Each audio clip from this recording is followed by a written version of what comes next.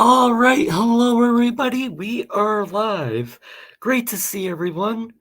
Hello to Ravenwingg, Personic, Enzo the God, Anthony Vasquez.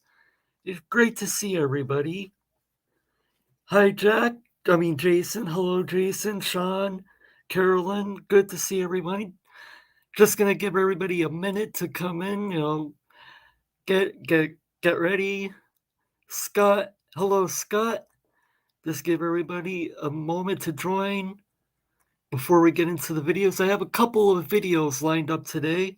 Some Sovcits, some Frauditors, some stuff you guys probably already saw, but I've seen only a little clips of it is what I should say, but haven't seen these videos in full, so I figured may as well just do a live reaction stream. It's been a while since I've done a stream. Hello to L. Weeskador and P. Max. Great to see everyone.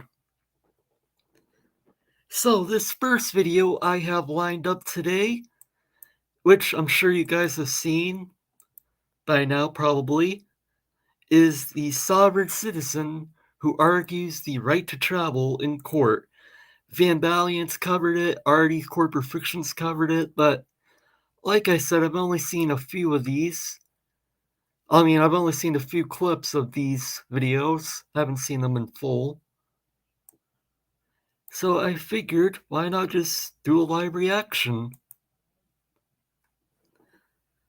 Hello, Sam I Am, Anthony Vasquez, Shaughn Ziech, good to see you, my friend. So yeah, with that being said, let's just jump right into the video. Let me just fix some stuff here.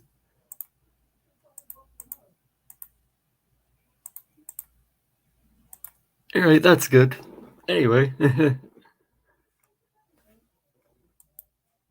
So yeah, from what I can tell, this video is... I don't know if he's a Sovcit or not, from what I've seen, but he does argue the right to travel. So, with that being said, let's get right into the video. I'm under criminal investigations, but going to court for my 130 trial. Oh, I did forget the citations back at my camper.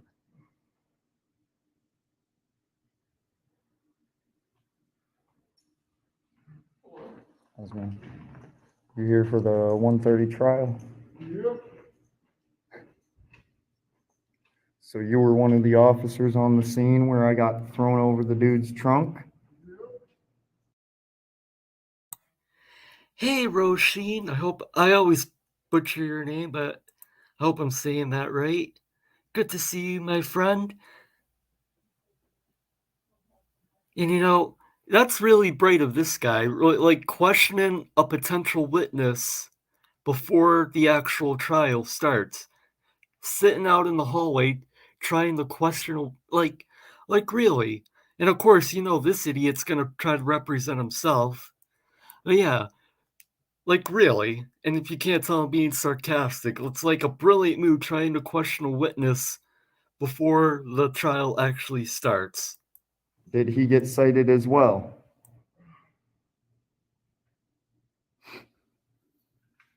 Was he cited as well for causing that accident? I'll take your silence as a no. And do you understand that what I operate is a bicycle, not requiring a license or insurance? Can I get your name and badge number, please? Oh yeah, you can totally tell. I mean, name and badge number, that is a SovCit frauditor move right there. Hey, Miss Mandy, good to see you, my friend. Hello, Frank, good to see you. And I agree, all Sovcits are pure idiots. I do agree with that. If they were not, they wouldn't be Sovcits. I do agree.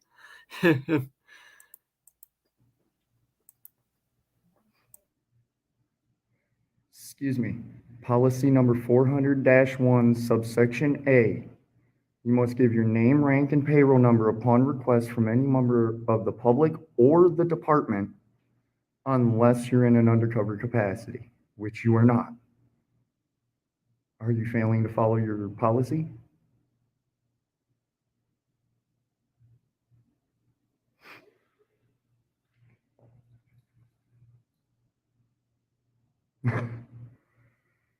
And this is what our tax dollars go for in Racine, Wisconsin. Like, our sovereign citizens, they have to be ignorant or just plain stupid, most likely a combination of both. I mean, why would the officer who's going to be a witness during this trial, why would he talk to you before that? Like, really? Why would he be answering your questions outside the courtroom? Yes, and it is. I believe it is. I ain't no legal expert, that's for sure. But I do believe it's witness tampering. Just going through the comments. Honestly, how does someone go off the rails into the SovCit nonsense? Usually, well, from what I've seen, it typically starts off with a traffic stop and they don't want to pay the ticket. And then they just go to YouTube University, watch some YouTube videos, and then they just go completely off the rails and believe in this nonsense. only a SovCit mistakes a cop for a judge.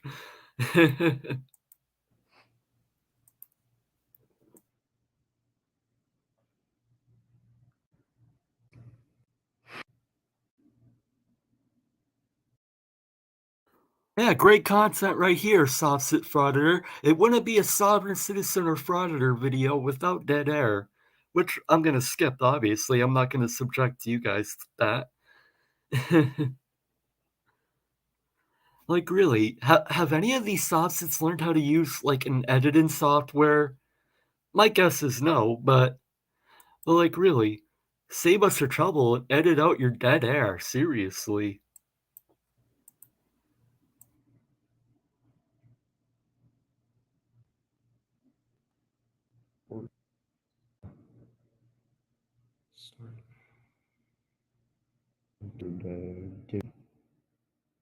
You need to wear a mask.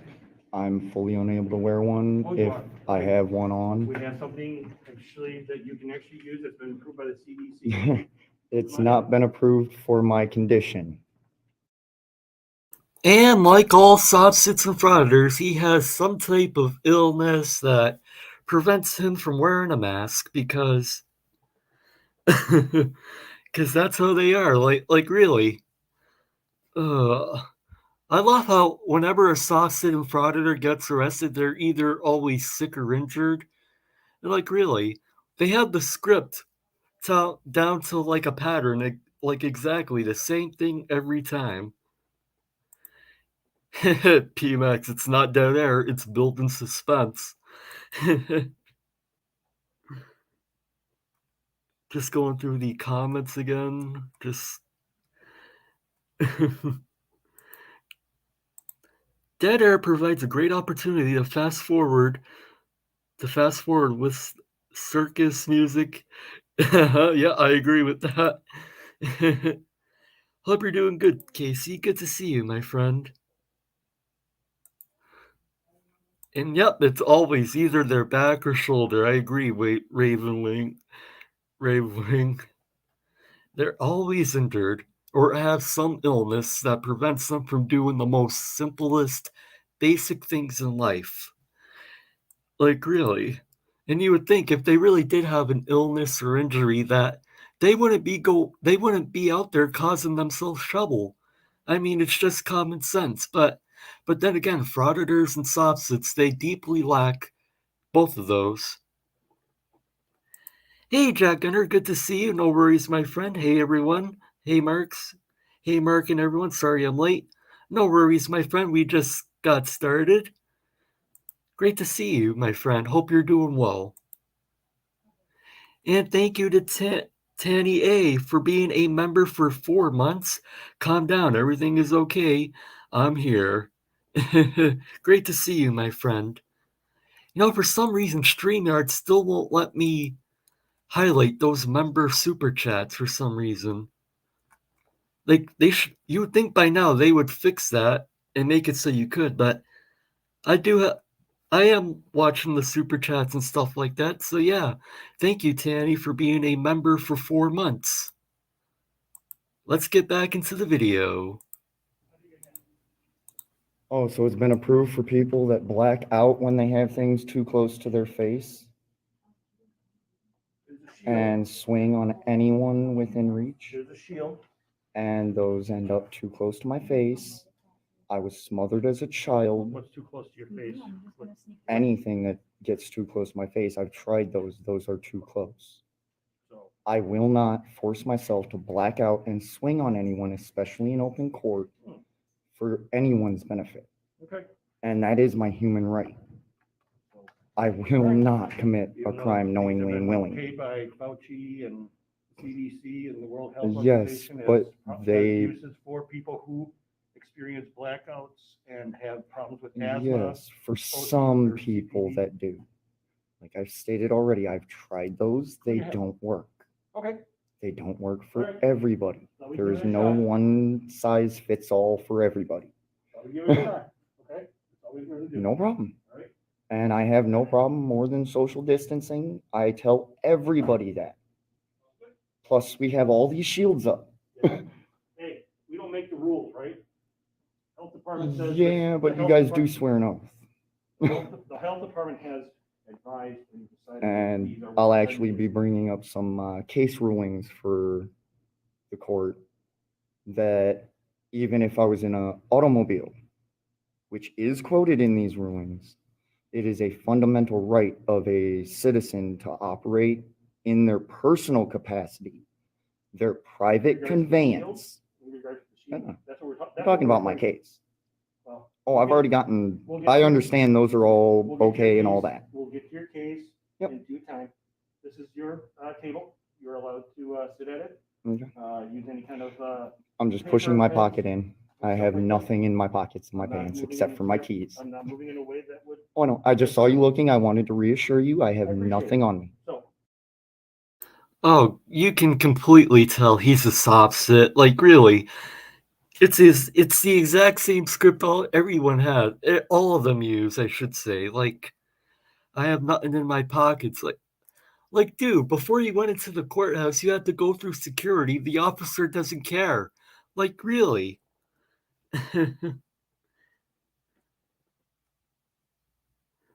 Oh, shut up. A new one. He was smothered as a child. It's all an excuse. Everything. They all have excuses. It's like real. They have an excuse for just being a decent human being. They have an excuse for that. Like, freaking, can't do this, I can't do that. It's so ridiculous, their script. Here you go. I am in no Whatever you way. do to prep, word of caution. I'll get the tape. Okay. That's off. old tables. Oh, I can sit on this side. So bear with me. I'll take that. Um, take that and keep it up. Quick question before we start.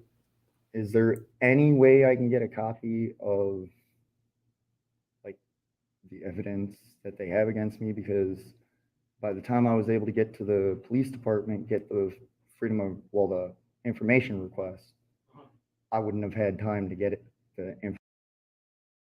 That is a great question, Tani. I wondered that myself when I saw some clips of this video. Do they know he's recording? If I had to guess, he's probably wearing something like a GoPro or something, maybe. Because obviously, if he was holding his phone out, they would say something. But if I had to guess, he's probably wearing like a GoPro or something, and that's how he's able to record it. Because I'm sure somebody would have said something if they knew that he was recording this.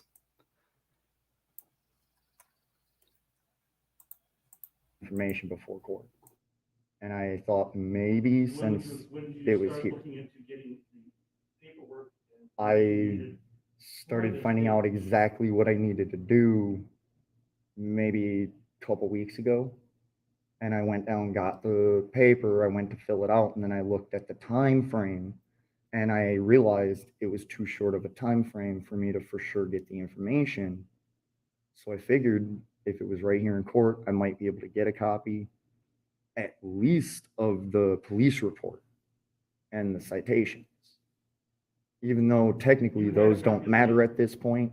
You had a copy of the citation. Yes, I did forget those.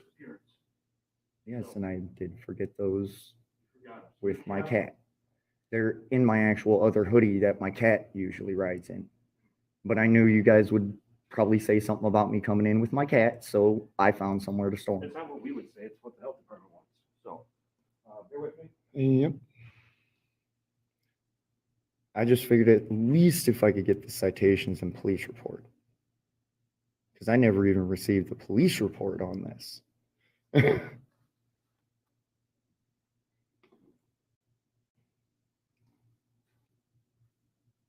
Everybody here has been polite and professional, just like the last time. I doubt you guys are going to do anything. I'm going to pause this. Could we have the appearances, please, sir? Alright, so now we've gotten to the point where the actual trial starts on this. I believe that is what he said. That's what I heard, at least. Like, I kind of zoned out during his incoherent rambling, but that's what it sounded like. Did he say his cat?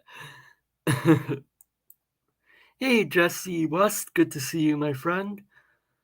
Hello, Liz D, good to see you as well. Hope you all are doing great today.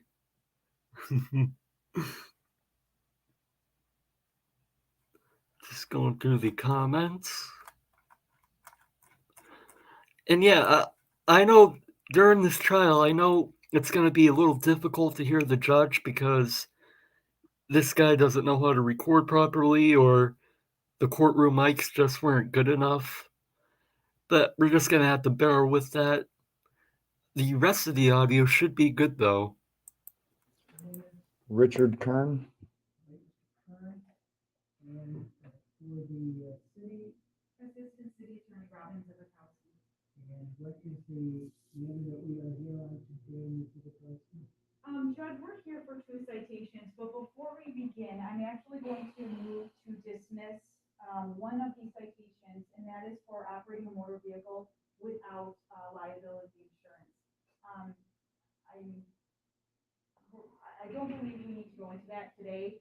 I don't know that the question was ever asked at scene whether there was insurance. So I am moving to dismiss because I don't believe the city can meet its burden today for that citation. So if there's no objection, I would ask that the court grant that. I assume you would have no objection to that. No. All right, and also, Thank you. On the record, before we start this proceeding, my understanding that Mr. Kernan asked for and received now copies of the incident report and also the citation. Is that correct? Yes, sir. This then is the trial, and my name is Rob Weber. I'm not a criminal case, and as such, the court cannot appoint an attorney for you. There is no right to a jury trial in the municipal court. The trial will begin with the city's case. When the city attorney finishes questioning witnesses, you may cross-examine whatever witnesses that you call. Okay. When the city has called its last witness, then the city will rest, and you may then offer evidence, including any witnesses which the city can then cross-examine. Then when you have rested your case, the city could offer rebuttal testimony, and you would have the right to do so. I will then give each party a chance to summarize their view of the case before making a decision. If you have any exhibits that you want to use in the trial, you must first show them to the other party. Because this is not a criminal case. I do have one question about that last part. Yes, sir. What if it is all case law that an attorney should know already? Well, Oh, screw off. Now he wants to get into case law, the typical SovCit arguments that you hear on the side of the road as SovCits are being pulled over. He wants to try to recite case law, which isn't gonna end up well in his favor. Like, really, I mean, of course the lawyers will know case law. I mean, so like, what are you even saying there, SovCit? Like, That is literally used on a daily basis by the courts. certainly even after the trial, if you request the opportunity to submit case law to me in favor of your decision, I would certainly accept that. So I can't at least read out the part of the case law that pertains to this case and cite that case law? Oh, I'm not trying to read out a whole lot. It's just maybe 2 excerpts with the case law. yeah, he says it's 2 excerpts, but SovCits, they'll say that, then they'll read like 2 pages worth of case law. Like, oh my god. I can tell this guy is ridiculous already. We're only 11 minutes into this video. He's a clown. That's just my opinion. Yes, I fully understand that. I'm reasonable. I'm not trying to take up all day. Because this is not a criminal case, you should understand that the burden of proof is not beyond a reasonable doubt, but clear, satisfactory, and convincing evidence. Further, as much as there is no right against self-incrimination in a civil trial such as this, you may be called as a witness by the city. You understand all of those things? Yes. Do you have any questions about anything I've said so far? Nope. Thank you, Judge.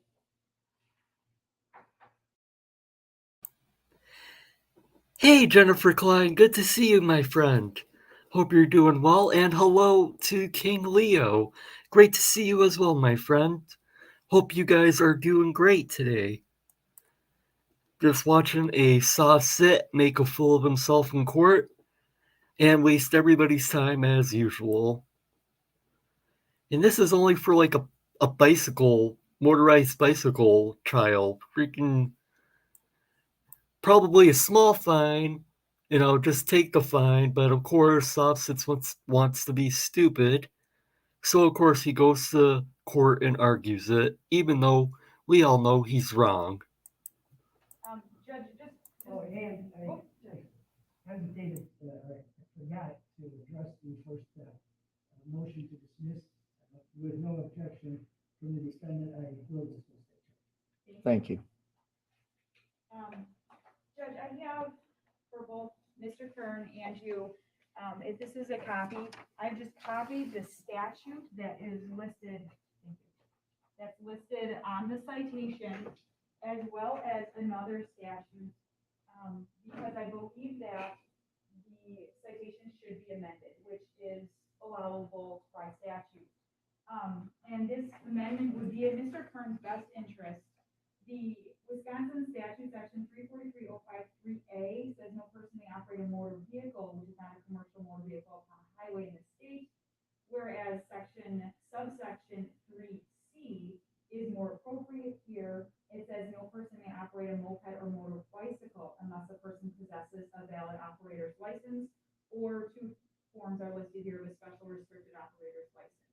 So if there's no objections from Mr. Kieran, I would move to amend the citation to 3C. And I would note two benefits to the defendant here in that 3A, I believe, is punishable by up to 200, forfeiture of 200, and this one is only a forfeiture of 100. Also, Hey, LNAs, good to see you, my friend. I hope you're doing well. Hello, Janice Farmer. Good to see you, my friend. I hope you are doing well also. Great to see everybody here. Hope everybody is having a great Thursday so far. This trial, it starts off normal, but then, of course, when the Sovcit gets to question the witness, which we saw earlier, that's when it really starts to get interesting. But we'll watch the entire thing, the trial. But yeah, hope everyone is doing well. Just going through the comments, making sure I didn't miss anything. a conviction under 3A, one conviction is civil, but if he has a second offense within 3 years, it's charged criminally, whereas that, I do not believe that is the case under 3C. At least under the penalty section, 343.055C, for that violation, it does not say such. So those two are benefits to Mr. Kern to proceed under 3C as opposed to 3A. You understand the difference? I do. Oh, that is a great point, Normal. He wanted to bring his cat to court. We don't like Normal, Mark. Yeah, well, when it gets to his turn, trust me, it's going to be anything but normal. Kinda. The problem that I have with that is, one, I know one of the statutes that they're citing, I've looked it up because it was given to me when I was denied my pretrial. And I looked it up. The one for the motor vehicle, which is not commercial motor vehicle, is valid. The other one, when I looked it up, it said that that one was repealed, which my understanding means that's no longer valid law. As well as the fact that if you look at the very bottom, my bike falls under these parameters. So my bike is a low-speed motor-assisted bicycle, which is federally regulated as a bicycle, not a moped or a motor bicycle.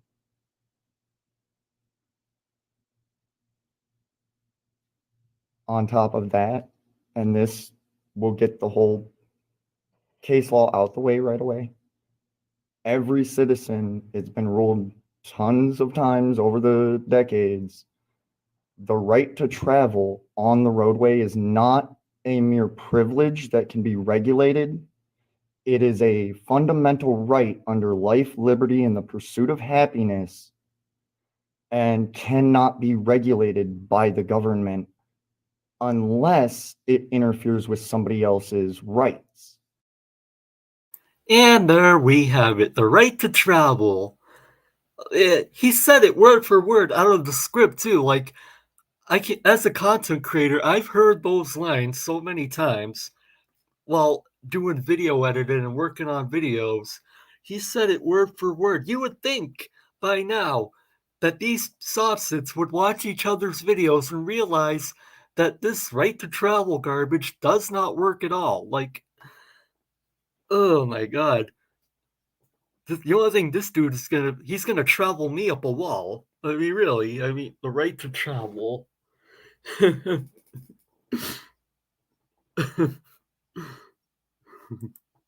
he bought his script and he's trying to get his money's worth. I agree with that, that's for sure. Like, really, line for line too, the same exact thing, the same exact words.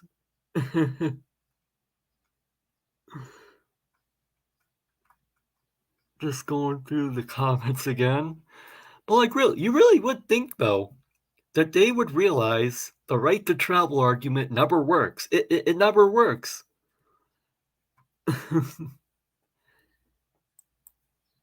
I hope you guys are feeling better soon. I mean, Miss Mandy and Jennifer, hope you guys are feeling better.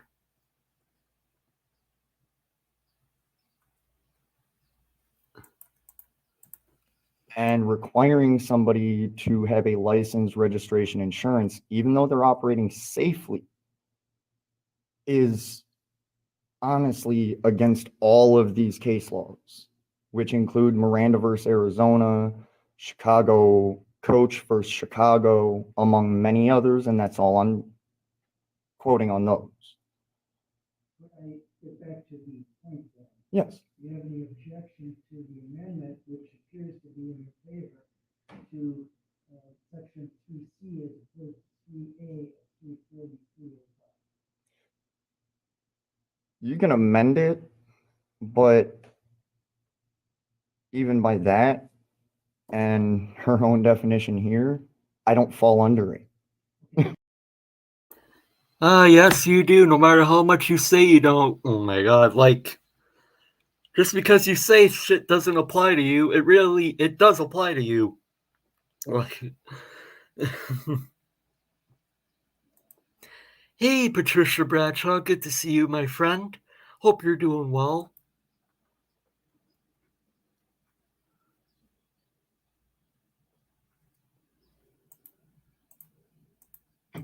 So I have no problem with you amending it. It's just, even by her own paperwork, my bike doesn't fall under it. Based upon those statements, then that's what will allow the city to do. Thank you, Judge. At this time, I'm gonna call Officer Philip Davis as the city's first witness, please.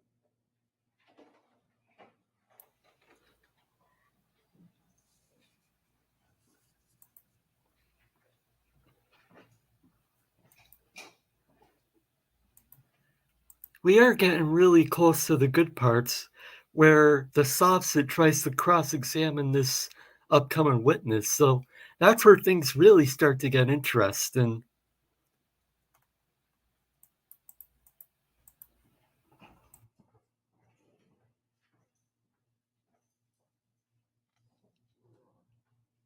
Good afternoon. Please raise your right hand, and do you solemnly swear that the testimony you are about to give in this proceeding shall be the truth, the whole truth, and nothing but the truth, so help you God? Thank you, sir. Officer, would you please state your name for the record? Officer Phil Davis, badge number 9746. Thank you, and how are you employed, I work for the City of Racine Police Department as a patrol officer and how long have you been with the Racine Police Department? over 2.5 years. And throughout that 2.5 year tenure, have you always been a patrol officer? Yes, ma'am. And were you on duty as a patrol officer on Sunday, August 15th, 2021 at approximately 9:56 p.m.? Yes, ma'am. And on that date and at that time, were you dispatched on a call? Yes, ma'am. And where were you dispatched to? I believe Wright Avenue and 3rd Street, And why were you dispatched there? a motor vehicle accident. And did you respond to that location? Yes, ma'am. Is that location within the city of Racine, state of Wisconsin? Yes, ma'am. And when you arrived at the scene, can you please briefly describe what you observed? I saw other officers on scene, a motorized bike, and a man on the curb getting loaded into an ambulance. Okay. And you said that you saw a motorized bike. What can you describe what the motorized bike looked like? It was a pedal bike with a motor on it. And when you say a motor, how does that motor operate to, or what powers the motor? I believe it was a gas powered motor. And when you say a bicycle, you mean a pedal bicycle, basically? Yes, ma'am. Okay. And the motor's attached to it, and that's what propels the bicycle? Yes, ma'am. And did it have a seat for the operator to sit on? Yes, ma'am. And if you had to venture a guess, approximately how fast would that bike go? I had to venture a guess, probably under 30 miles an hour. Okay.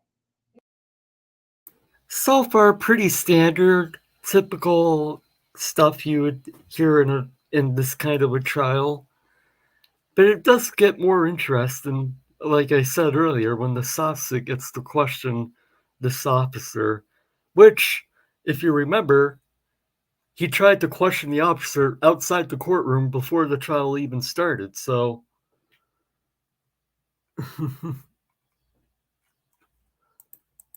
And have you ever seen other motorized bicycles operating around the city? Yes, ma'am. Okay. And in your experience seeing those other motorized bicycles, I'm sorry, roughly, are they going under 30 miles per hour? Yes, ma'am. Do you have any other reason to believe that this particular motorized bicycle would operate over 30 miles per hour? Not that I'm aware of. No. And who was on the gurney? Richard Kern. And did you identify Mr. Kern? Yes, ma'am. I asked him who he was. He gave me his name and spelled it for me. Okay. And do you see Mr. Kern in this courtroom? Yes, ma'am. And would you please point to him and describe one article of his clothing? The gentleman here with the grayish green shirt. Thank you, Judge. Made So, by the way, it sounds like this Sovcit that's here at the trial, the guy recording, sounds like he caused some type of accident, basically. Which, and of course, he's going to defend the right to travel and all that nonsense. It's ridiculous. This, like, all I gotta say is the right to travel argument is so ridiculous. Hey, I'm Clean Hands. Hope you're doing well, my friend. Good to see you. the record reflect that Officer Davis has pointed to the defendant. So reflect. Thank you. And Officer Davis, did you learn what happened at the scene before your arrival?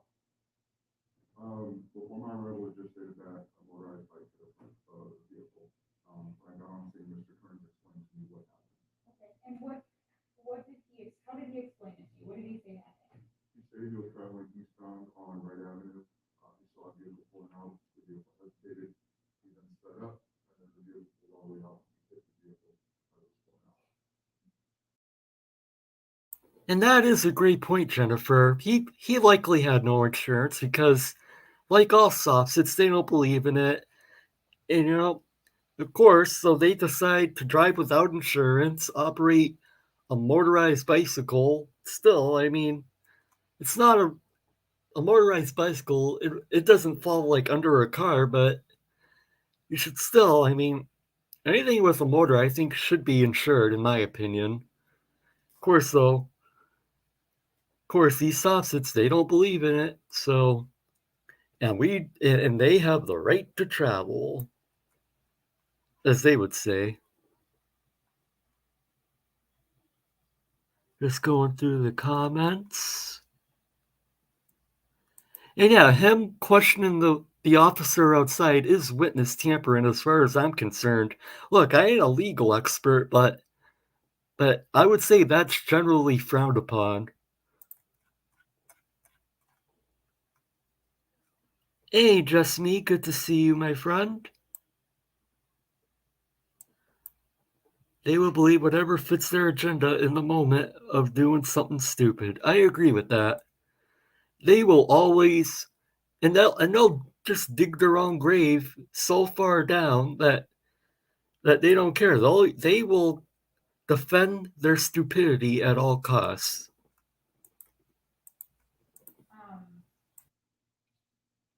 And while you were on duty on this particular call, were you equipped with your body camera? Yes, ma'am. And was it operating throughout your interactions with Mr. Kern? Yes, ma'am. And did you preserve the footage that was on that body cam from that incident? Yes, ma'am. And at any point before today, did you watch the footage from your body cam? Yes, ma'am. And did that footage accurately reflect the interactions you had with Mr. Kern on August 15th that evening? Yes, ma'am. And did you issue any citations to Mr. Kern that stemmed from the August 15th incident? Yes, I did issue citations at a later date. Okay. And what were the citations for? Operating the vehicle without valid license and operating the vehicle without insurance. Okay. And as you know, we have moved to dismiss the insurance citations. I'm only going to ask you about the operator citation, but did Mr. Kern have a valid driver's driver's license on August 15th, 2021? No, ma'am. And that's a surprise to absolutely nobody. He had no license. Because, of course, he's a SovCit and doesn't believe in having a license. I mean, sure, he can say that he was traveling on a motorized bicycle, but if that bicycle goes over a certain speed limit with the motor on it, then he needs a license. But of course, our little SovCit friend here doesn't believe in a license, he doesn't believe in registration, and he doesn't believe in insurance. Hey Jesse, good to see you, my friend. Hope you're doing well. Yep, no license to the surprise of absolutely nobody. And how do you know that? I asked him if he had one, he stated he did not. And I'm gonna,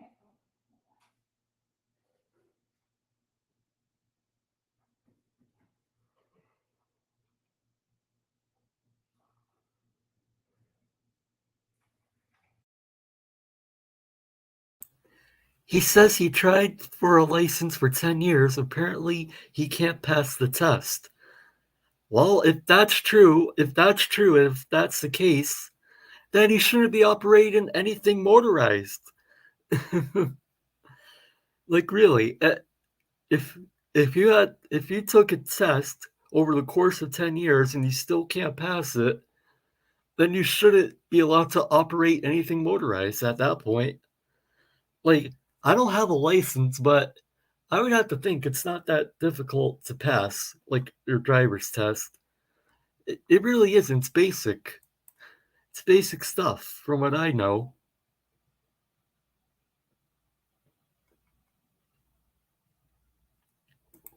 Oh, come on now. Give this poor misguided crowd out. Oh, come on now, people. Give this poor misguided crowd out from under a desk to leech off everybody. Break. He only has one brain cell. That I will agree with. These Sovcits and Frauditors, they lack intelligence deeply. That's all I'm going to say about that. Mr.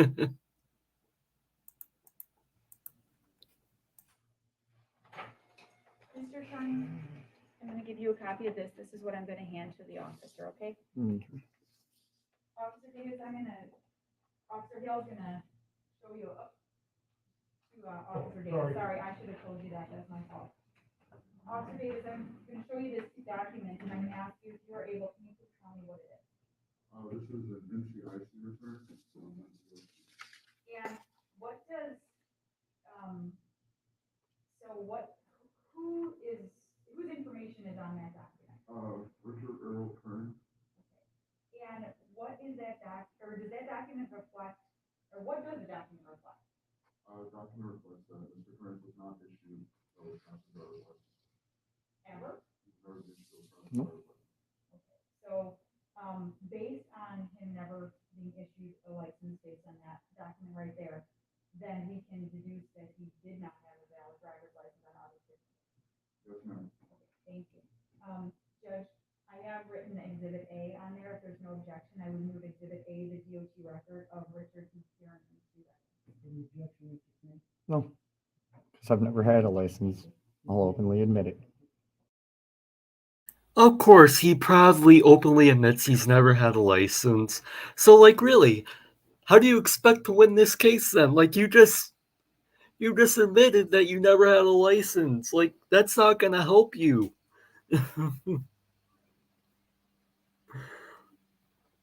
These Sovcits, man, like, I swear, sometimes I think they're like actors and just do this to make themselves look like fools for clicks and views, basically. Like, he proudly, openly admitted he does not have a license.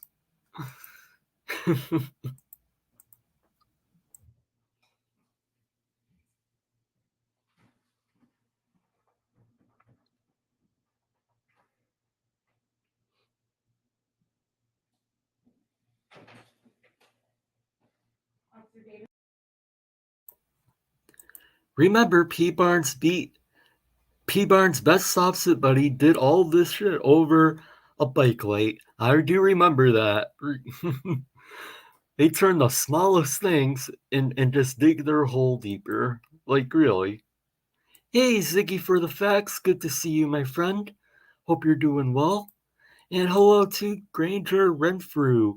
Good to see you, my friend. Hey, Mark Baggin and everyone else. Hello. Happy Thursday, my friend. Good to see you. Yes, I have no further questions. Thank you. Okay, Mr. Chairman, you may ask the officer any questions relevant to the case review. Now, when she was questioning you about what I had said on scene when you first showed up, what did you say? You said that I had stated that they had paused and I sped up, and then they pulled in front of me to do the U-turn, and that's when I hit them. That's not accurate. I had actually told you clearly that the gentleman had started the U-turn and then hit the brakes blocking my path. I know for a fact I did. Officer Judge. Yeah, where the hell was the question in that? Like, does he not know what cross-examine means? Right now is his opportunity to ask the witness questions. He's just making statements like, that's not how this works. That's not how any of this works. I'm just, sorry, Judge, I'm gonna object. It's not a question here, but I would just remind the court that, we're here only on operating without a valid license. Well, What happened and the fact that there was a crash, nobody here is being tried for what did or did not happen there. So that crash is not what we're litigating at this point. well, And in fact, the point there is that you may have a civil action against the other driver, but that would be the court, and that would be the action Well- where who did what prior to this.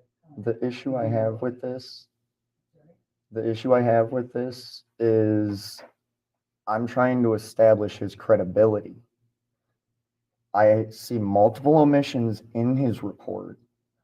I also noticed omissions while he was speaking with her, and I have the right to bring those up, point them out to bring up his credibility. You have the right to testify with regard to what you told him.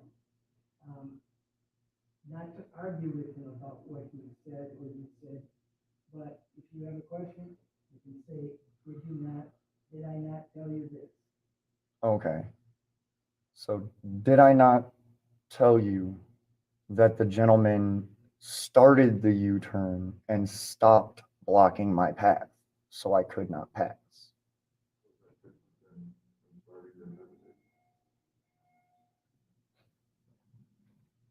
After I stated that, when I told you he actually did pull out in front of me after I started again, you stated to her that they just pulled out in front of me.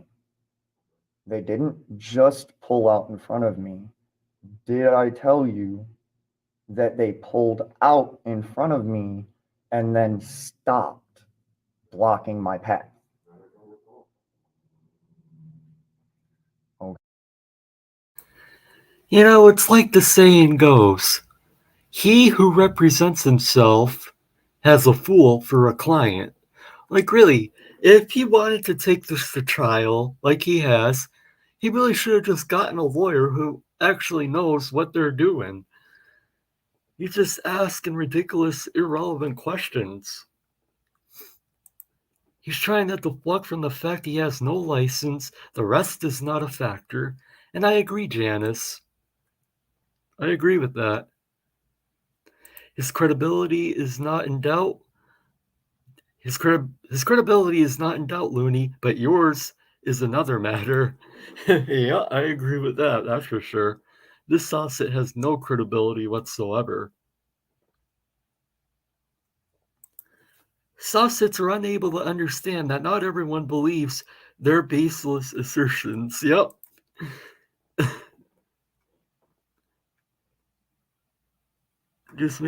He's asking irrelevant questions and making irrelevant statements.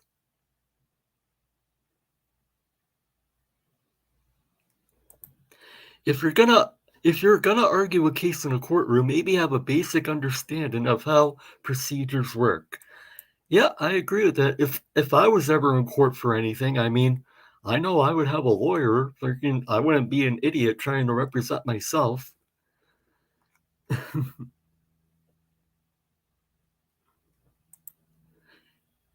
His whole line of questioning is, but didn't I try to give you an excuse?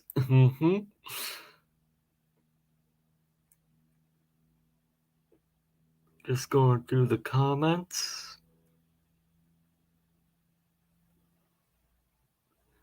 No matter what, when you're behind someone, it's your responsibility to give the right of way. Yeah, that is true. That is 100% true. Okay.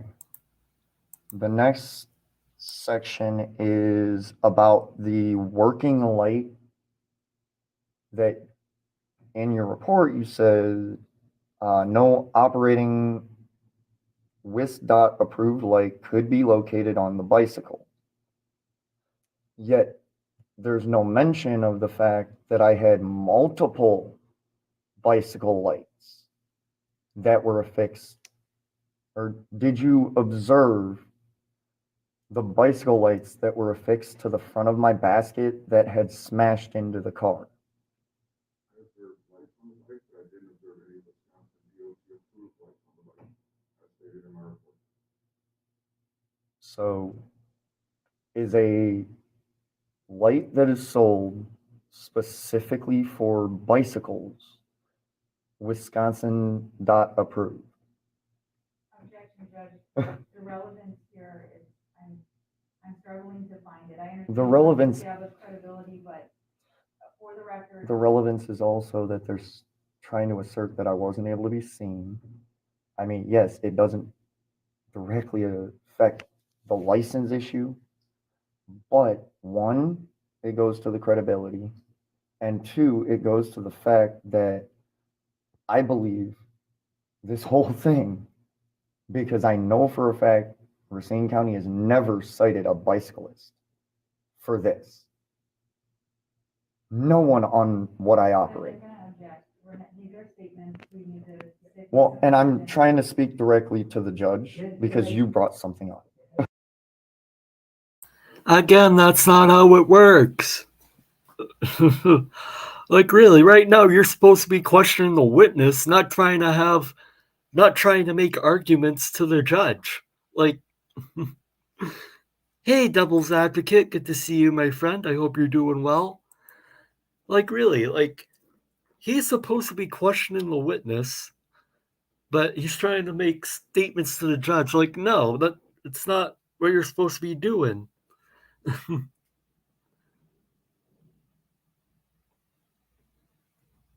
Just going through the comments, seeing if I missed anything.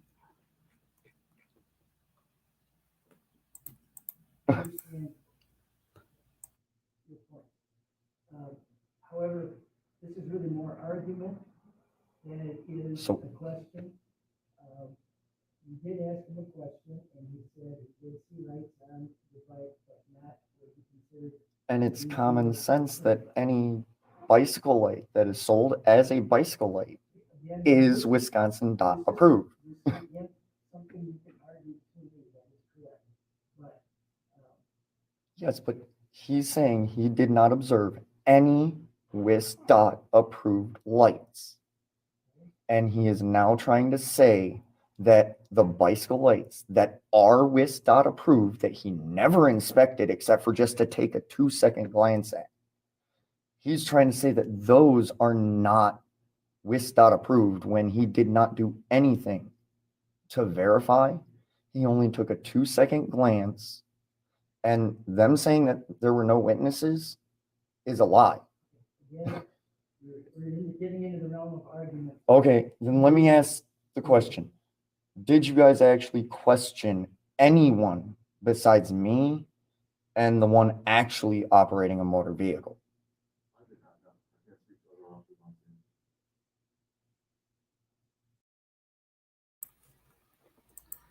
Oh shit, this is Wisconsin. This would be something my ex would do. Yes, he's from Wisconsin, and yes, he's that dumb. Ugh, that's not good. Sure, it's not him? It probably isn't, but this happened literally 30 minutes away from me. I need to move away further from these morons. They're everywhere, though. I mean, it's sad, but people keep falling for this stuff, so they're like everywhere these days.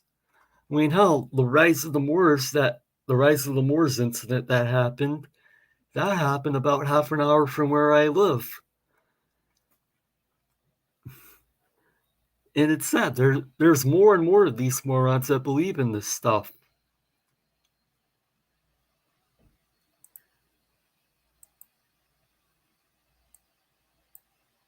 Just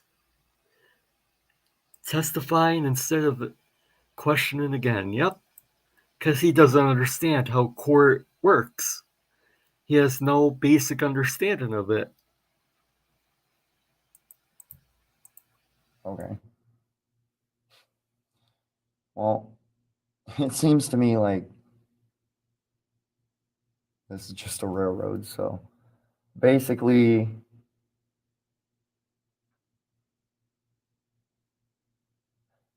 I don't know how to proceed because I don't know how to address these issues directly as questions that I need clarification on from him. You will certainly have the opportunity to testify and explain. I'm not.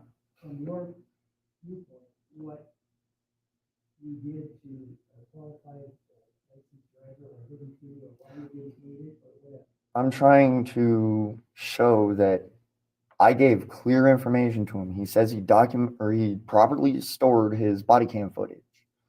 He didn't issue this citation until over a month later, meaning he could have gone back and watched his body cam footage. It goes to his credibility.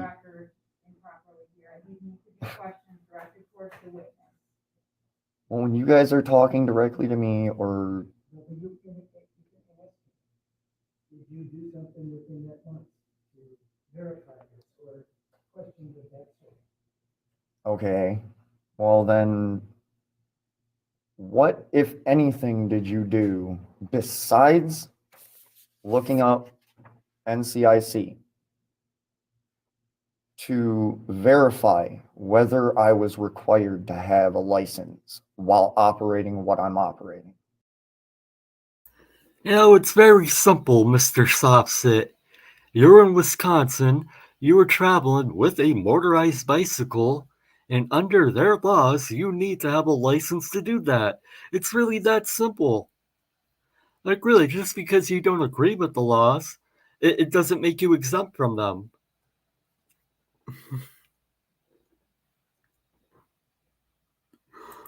Does he even know what a question is? Someone should send him a Schoolhouse Rock DVD.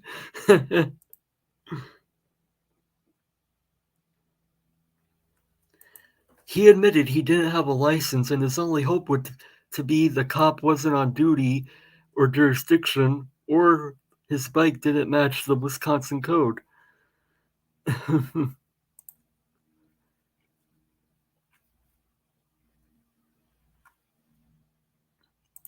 You have to prove credibility, and you haven't asked any question that would help you in your case. Exactly. Like, if anything, he's just making things worse for himself, if anything.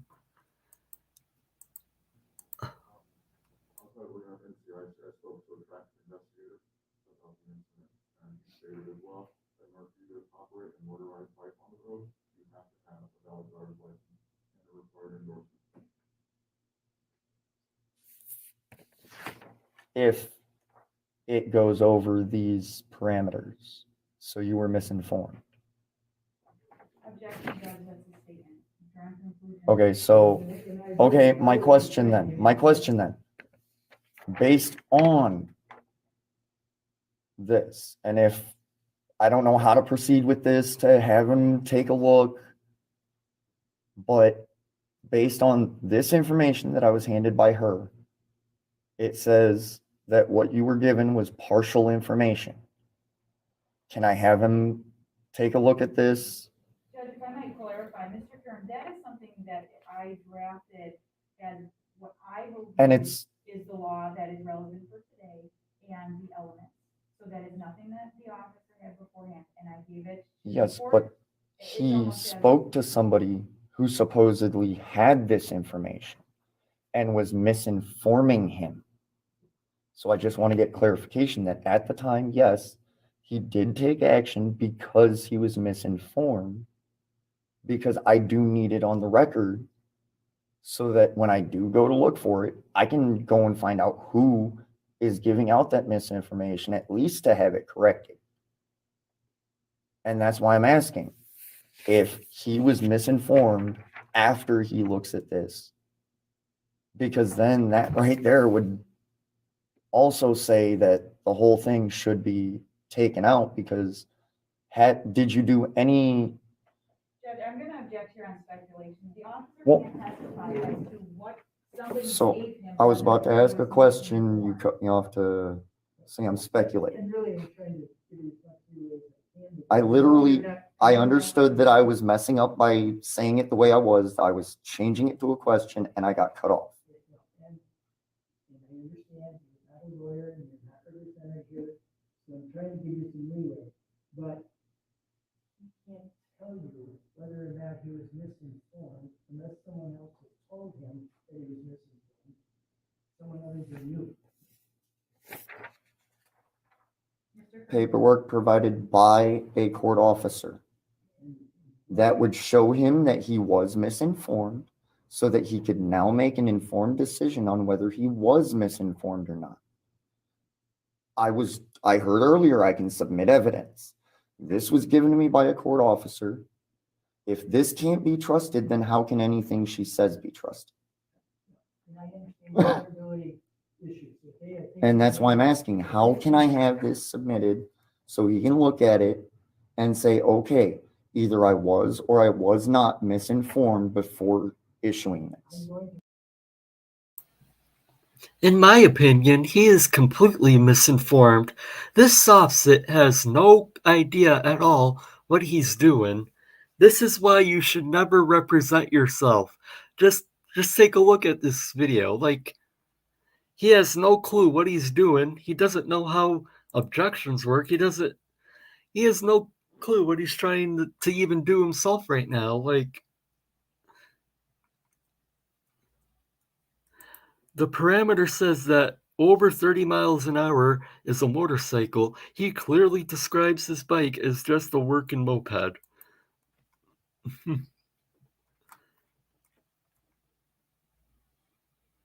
And here comes the attitude. Yep, exactly, because when they realize that their arguments aren't working, this is what they get, an attitude that nobody is believing what they're saying.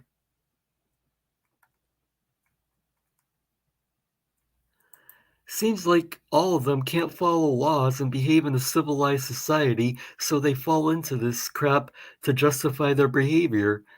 I agree with that, Janice. I mean, that's how most of these people start out. Like,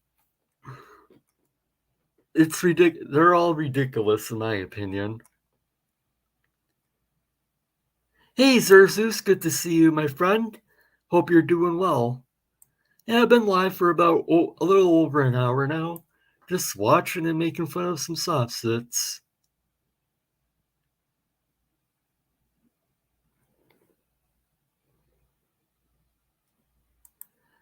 And I agree, and I think he later on says that he did drive to the court on his bicycle or motorcycle or whatever he wants to call it. Like, why wouldn't he just bring that in as evidence to try and help his case?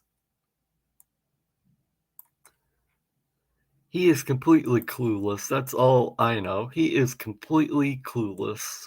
You can ask him a question, but I'll caution you ahead of time. that if it's not relevant, or if it's out of his answer, beyond his ability, So then. if I'm trying to get to the point of if the citation should have been issued to begin with, are you guys going to object and say it's irrelevant? Because I have been trying to do that. I admit it's not in the same way you guys are used to or you like. I'm sorry. I'm not an attorney. I don't know the ins and outs yet of dealing. Then you should have hired an attorney then if you don't understand. Like, see, they go to court and then they're bewildered why their arguments don't work. And then they say, oh, I should have, I'm not an attorney. Like, I don't know how any of this works. But that's why you hire an attorney.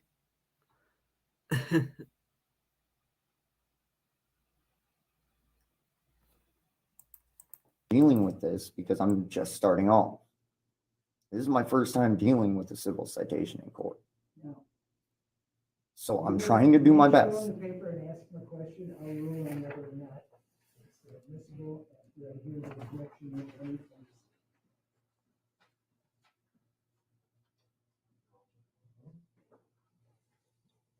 Now, based solely off of the last section that states the requirements that a bicycle has to exceed to become requiring of a license. Mr. Kern, I'm sorry, if there's an objection, that's why I'm speaking up, because if I let you finish and you make the record and I don't object, then I've waived it. So I'm not trying to interrupt you, I just have to object when I hear it, okay?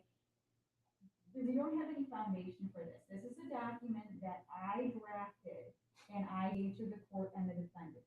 So this officer doesn't even know what I drafted. This is an excerpt of the state statute, and he wasn't even explained that. This is, I would like to hear a proper foundation to be offering a document to the officer in the first place.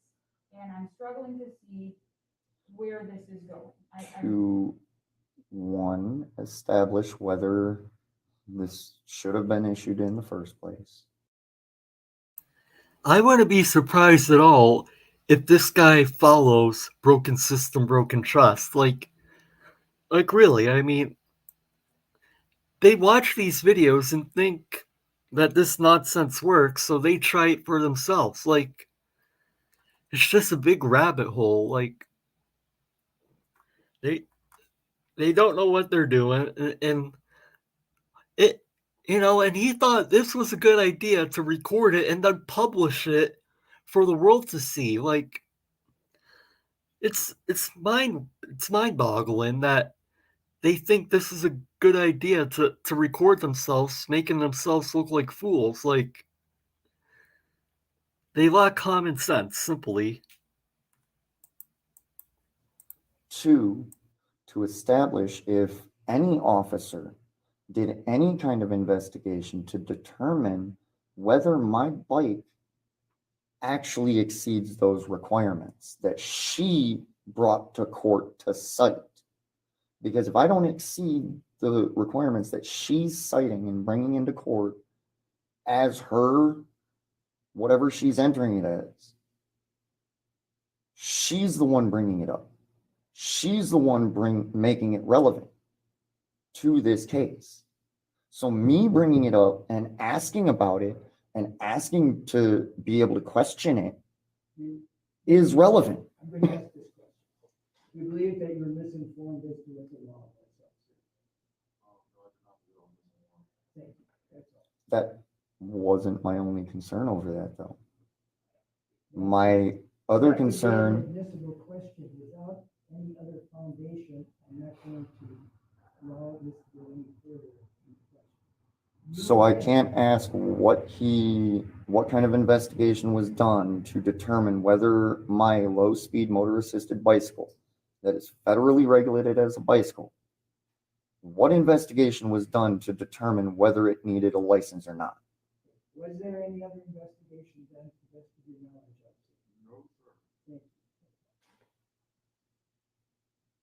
you. Fair? Yeah. Because that right there proves my case.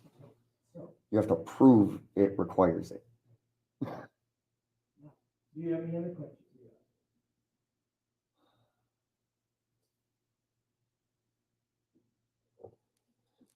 At this time, no. Mr. Bukowski, do you have anything to- Nothing further, Judge, thank you. Thank you. And I do apologize if it seems like I'm trying to be difficult, but I'm not. Except you are being difficult on purpose, though, because you're making invalid, ridiculous arguments. Why didn't he print out the specs in law that says where he didn't need a license? Exactly. Like really, these guys think he. Sorry. Like really, why didn't he do that? I mean, he thinks that he doesn't need a license, so why not print it out where it says that he doesn't need one?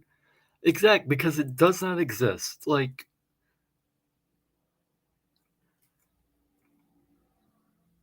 and yes, they have zero self-awareness. Like, I do agree with that. They have no awareness whatsoever. You have the right to make a statement. Well, and I mean, I was trying to get it into a question form and get my point across, but I wasn't being allowed to. All right, hopefully we were able to accomplish. Not fully, but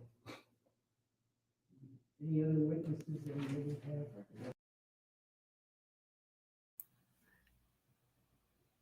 Take care, Ziggy. Good to see you, my friend. Thank you for stopping by. And hello to Cybel Marie. Good to see you. Hope you are doing well, my friend.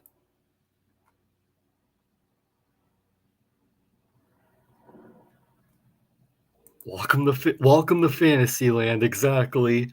No, Judge, thank you. Would you like to testify? Officer Davis? Sorry, you just gotta hang tight just in case there's any rebuttal, okay? Sorry, thank you. We'll correct your sheet. Okay, if you'd like to come up to the stand, then, sir.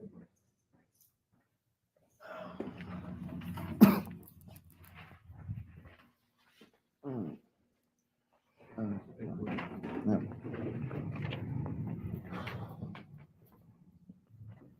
Okay.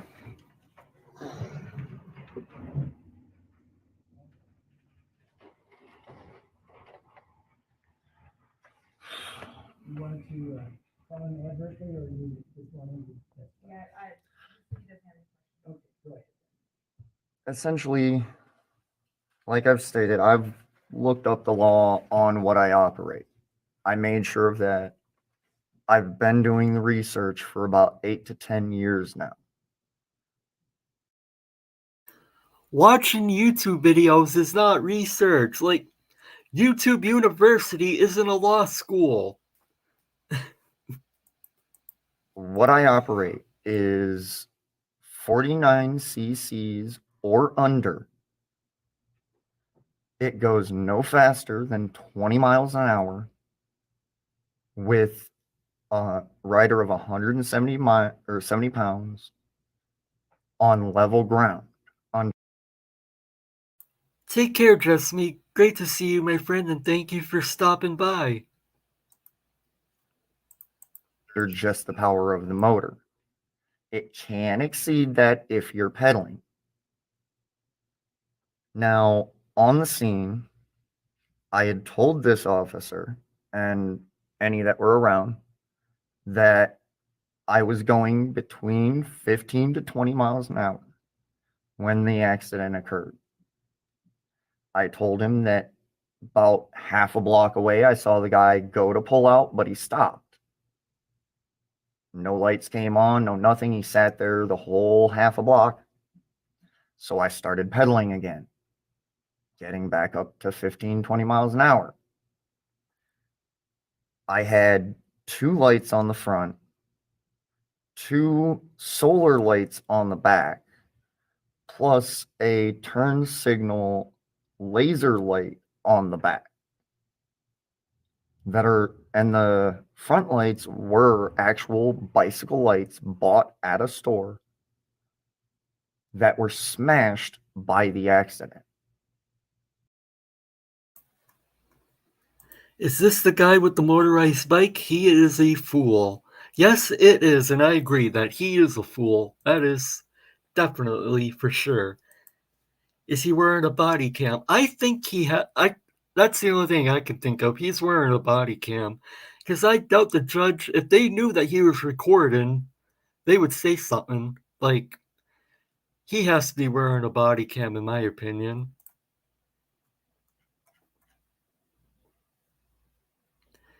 He keeps coughing. If I was the judge, I would demand him to put on a mask. Yep.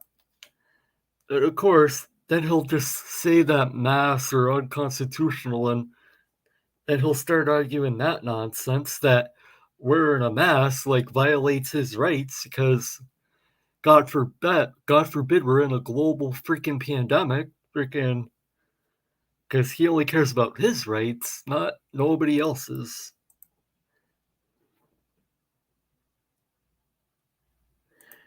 Thank you. Take care, PMax. Thank you for stopping by. Hope you have a great dinner. When I got less than a car length behind where this gentleman was parked, he gunned it into a U-turn. And then halfway through that U-turn, decided to slam on the brakes, blocking the bicycle path, which all of this was told on scene to the officers. I was thrown from my bike. I now have permanent nerve damage from what it seems in my leg, but no doctor's going to see me to actually determine it right now. And from what I understand, I'm the only one that received a citation for something that I'm not even required to have. That's both federally regulated as a bicycle that doesn't require a license, and the fact that numerous case law from both local and federal Supreme Courts have ruled that, especially on what I'm operating, I am not required to have license or any of that. So, and I mean, like I said, even the information that she brought in, I forgot your name, ma'am. Robinson. Even her information. Now, the body weight is a little low, I'll give you that, but it's still close. I'm still around 150. But even her information, my bike falls below that parameter. Well below, considering I never go over 20 miles an hour unless I'm pedaling or going downhill. That's the only time I ever make it over 20.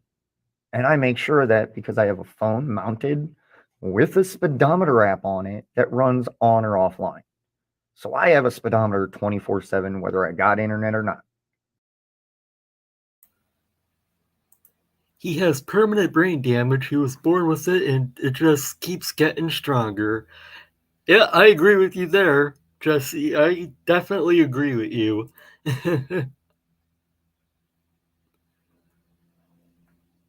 I mean, his arguments make no sense. Like, see, this is why you'd never represent yourself in court. Like, really, just hire somebody. If you're that determined, if you think you're that right, like, really, just hire somebody and not represent yourself, because it can only go bad for you.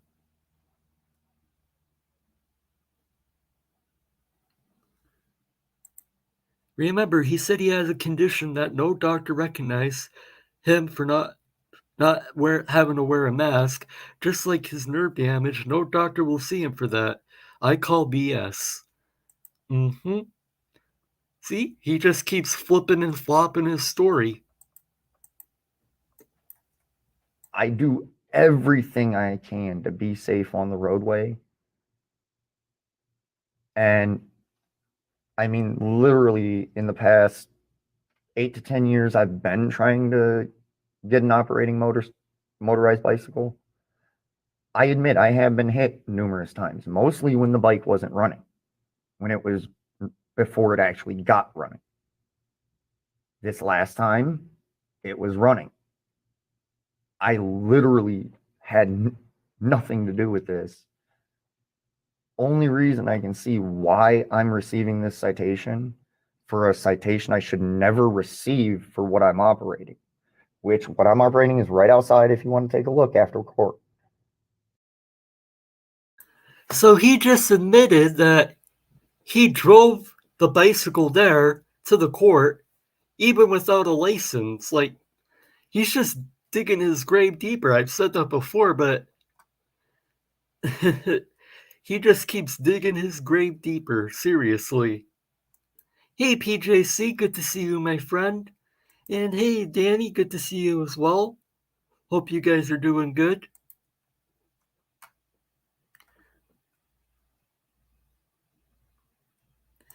Can always spot a liar because they never shut up. That is true. I mean, a liar just keeps talking and talking and never shuts their mouth. It's a 2-stroke motor. Literally, if it was a 4-stroke, I could understand. And you can tell a 2-stroke from 4-stroke. 4-stroke, I can understand. Those definitely go about 40 to 50. What I operate, I don't take it over 20. And when I bought it, I made sure I didn't need a license or any of that from the guy that actually motorized it. Only reason I can think I received these citations over a month after the incident is because I have a YouTube channel where I do post both good and bad encounters. What does your YouTube channel have to do with anything? Nobody in that courtroom cares about your YouTube channel. And by the way, if you go onto his channel and click on this video and you look at the comments, everybody's just laughing at him for making himself look like a fool, and he's arguing in the comment section with people. Like, he really is bound and determined to make himself look like a fool, and he's doing a great job at it. I mean, but really, what does your YouTube channel have to do with anything? Nobody in that courtroom cares about your YouTube channel. With law enforcement and government officials. And I admit, every encounter during this case has and will be posted. Simply because I do like to encounter the good individuals and show them doing the right thing. But we also need to expose the bad so that we can replace them or re-educate them. He's literally on the stand, like, plugging his channel, like, objection for relevance. That's, if I was the prosecutor, like, what does this have to do with anything? So that we can improve the system. And when I'm facing this, when there's no legal justification for it, they did no proper investigation to even determine if my bike was above these parameters or any parameter that needs a motor. Except for asking one person. That's not an investigation. Now, all I'd ask, well, also on top of all that, the fact that when I went for my pretrial that you sent me for, it's on YouTube already that the city attorney flat out denied me my pretrial, which I know is not legal. All I'm asking from the court is to get rid of this citation. And like I said, you can even come out, check my bike out if you want. I have no problem with it. It falls underneath these parameters and does not require a license. Period. And I mean, even the case laws that I've stated and all the others that uphold the same ruling, those include, and like I stated, automobiles. So even the first law that was cited is unconstitutional per all the case law that I have on my other phone, including the two that I cited to you. They know he's mental, and that's why they aren't saying anything to him. Or they are like us, enjoying pointing and laughing at stupid, in the words of the late great Schrodinger's cat. Yeah. Yeah, I miss him. Like, he was the best, seriously. It hasn't been the same without him, that's for sure. Yeah, I know, he is a little bit boring. I mean, he's rambling on incoherently, basically, about his fantasy land, like, at least what he wants to believe. I mean, he thinks he doesn't need a license, but we all know that he's wrong about that. But we're going to get to some more interesting videos after this.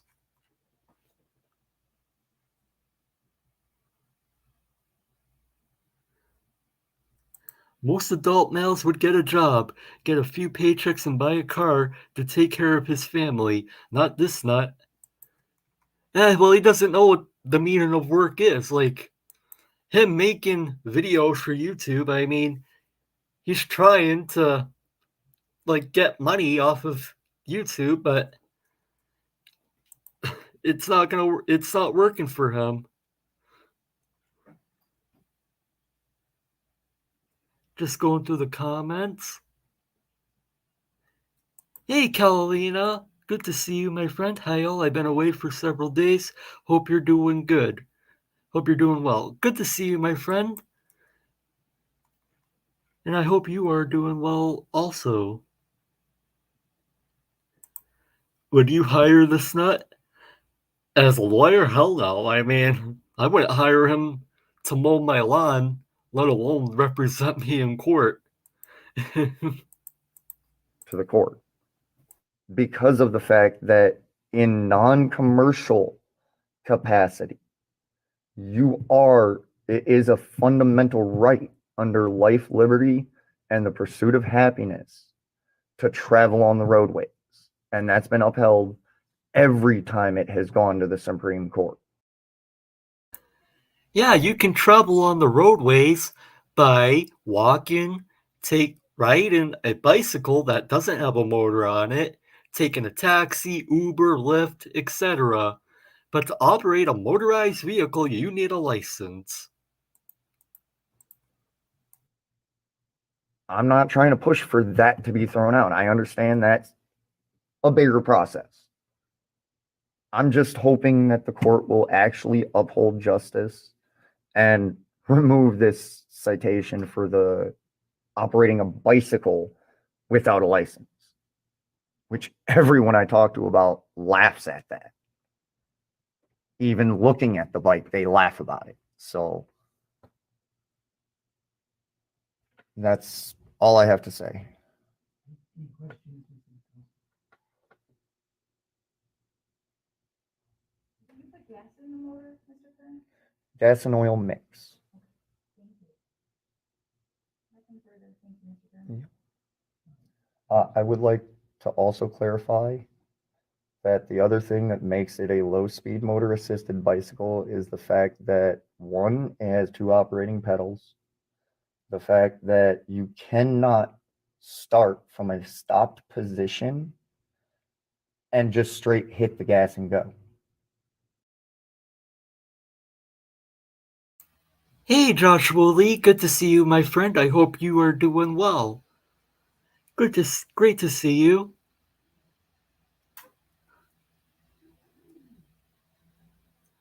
I just came across a memory of buying an SC bandana a year ago.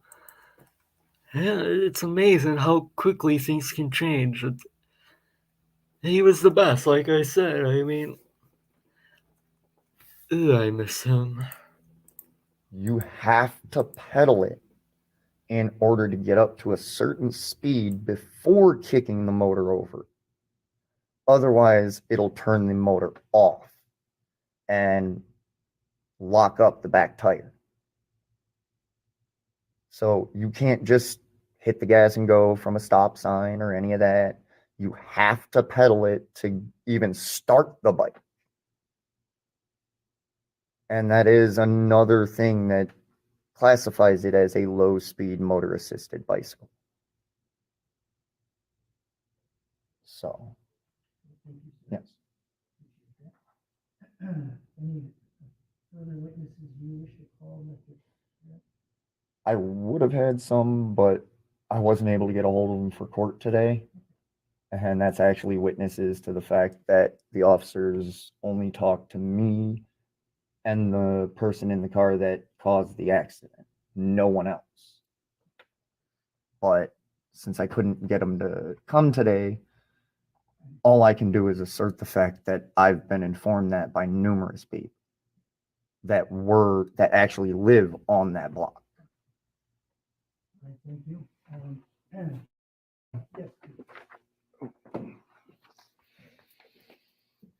There's nothing further done with the city.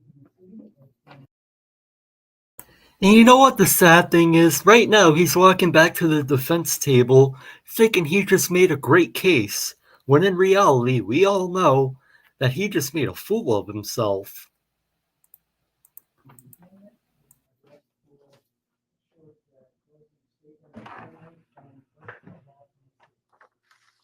rebuttal here, Judge.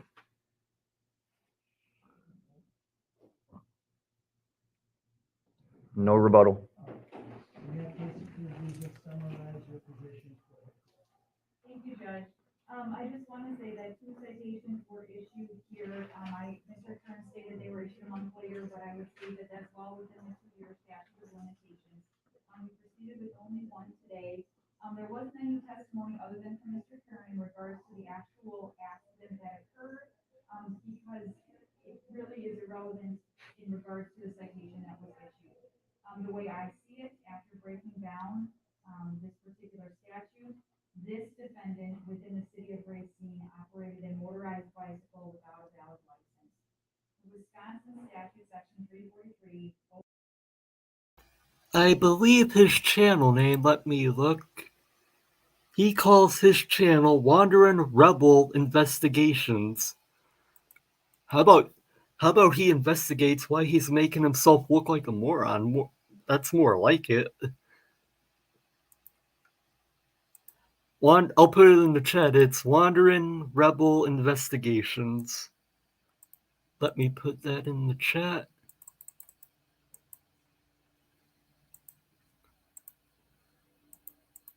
By 3C states that no person may operate a motor bicycle unless that person possesses a valid operator's license or one of 2 forms of a restricted operator's license. I would note that those restricted operator's licenses by statute are DOT approved. So there's an application and it is tracked by DOT. So the NCIC or the DOT record that was submitted shows that there was no valid license whatsoever issued to Mr. Kieran, which would include any type of restricted operator. And I also just put a link to his channel in the chat as well. And that would also be true for August 15th of 2021. So basically, the city has to show clearly, satisfactorily, and convincingly that this defendant did operate this particular bike within the city. So Mr. Kern identified himself. He put himself in the incident. He admitted it to the officer. He even spelled his name for him. So I don't believe that there is any identification issue here. Mr. Kern put himself at the scene. We know that that was at the intersection or near the intersection of Wright and Thurston. So we know that is within the city of Racine. So I believe that there is jurisdiction here, and we have checked the box for venue. Third, he operated a motorized bicycle. Mr. Kieran put himself on the bike in this location, and he told us exactly when he sped up and when he stopped. So he has put himself on the bike, which checks the box for the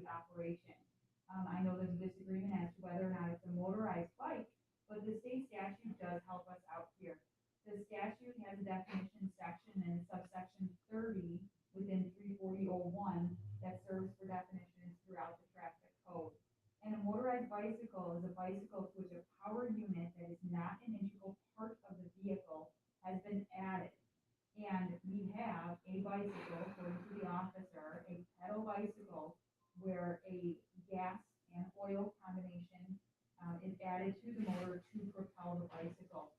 There is no limitation within the statute that you have to not be able to pedal it first, or that it has to take off solely propelled by the motor.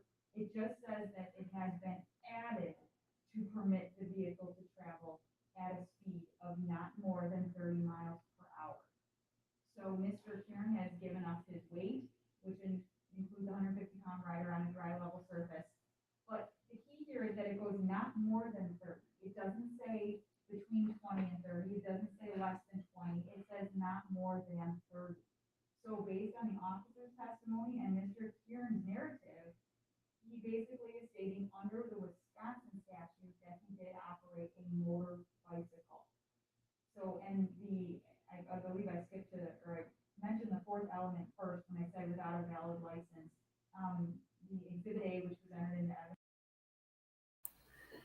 That was the other thing. He insists that section 340 is rescinded, but there's nothing whatsoever to back that up other than someone supposedly told him. Yeah, well, I mean, they lack brain cells basically, so they'll believe in anything anybody tells them. I mean, really, if that wasn't the case, he wouldn't believe in this right to travel nonsense. It's all just nonsense, and that's what it is. Wondering if his coat gets stuck in the back tire.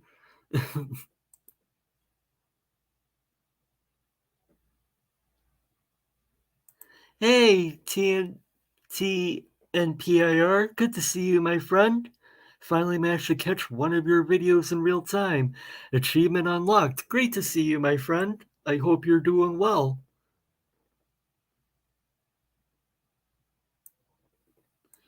I left a comment on his channel that he's an idiot. Other comments tried to correct him too. Evidence shows that there is no valid license that has ever been issued to him. So based on the Wisconsin statute that defines a motorized bicycle and then requires that the operator of such bicycle has a valid license, I believe that all of those elements to the officer as well as Mr. Kieran's testimony will report clearly convincingly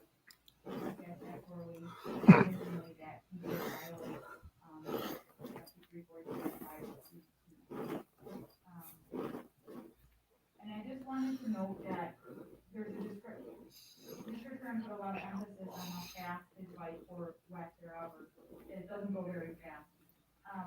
If it's under 30, then it is a motorized bicycle. And if it's that over 30, then it would be a motorcycle based on that statute. And a motorcycle also requires a license. No matter how fast this bike goes or does it go, it would do a bike.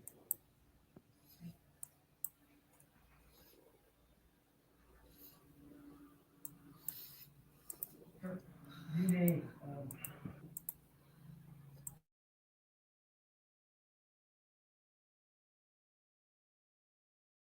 Oops, sorry, I started talking and I was muted. Didn't realize that. Don't forget, other application all these people seem to have is the love affair with the sound of their own voices. This defendant appears to be suffering a serious case.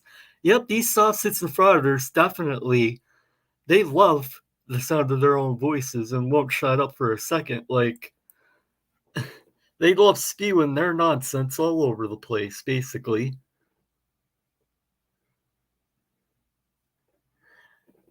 Hey, thank you, Joshua Lee, for the $10 super chat. Well, since Bandon is here, happy Thursday and hashtag nothing at all. Thank you for the $10 super chat. I appreciate it, my friend. give me your closing arguments then. Ooh, that's a lot to unpack. First things first, as I stated earlier in the case, I was informed of both the 340 and the 343. 343 is still on the books. even though it's unconstitutional. And 340 has been repealed. You cannot use a repealed law. Again, citation needed that it was repealed because it wasn't. And thank you, TNPIR, for the $10 super chat. Howdy, Joshua Lee. Didn't realize you were here too. Happy Screw Flanders Day. Thank you. To justify a classification when it's been repealed as a classification, and the federal classification classifies what I'm operating as a bicycle. Nowhere in all the United States does a regular bicycle, which is what I'm operating as deemed by federal government, nowhere does it require a bicycle to have a license or anything like that. Yes, it requires that I have the turn signals, that I have lights to the front and back. It does require all of that, but it does not require a license or insurance. I have to follow all traffic laws, as in following the traffic signs, turn signals, stuff like that. But it states clearly that because it's regulated as a bicycle, does not require a license. That's federal. On top of that, she wants to quote the whole no more than. This right here is almost identical to the federal ruling that says the exact opposite of this. And I believe that is why this law was repealed. And that is why she was trying to keep me from bringing it up to him. Because she brought it in as just an extra bit of information that she might scare me with into taking whatever from this case. I'm sorry, I'm not going to back down on my rights, and I'm not going to back down when the government or government officials, not you necessarily, are coming after me for something they shouldn't be. And honestly, as a judge, He really does love the sound of his own voice. Right now, he's arguing absolute nonsense. So he's a justice on the Supreme Court of the United States now. He can't declare something unconstitutional just because you don't like it. Exactly.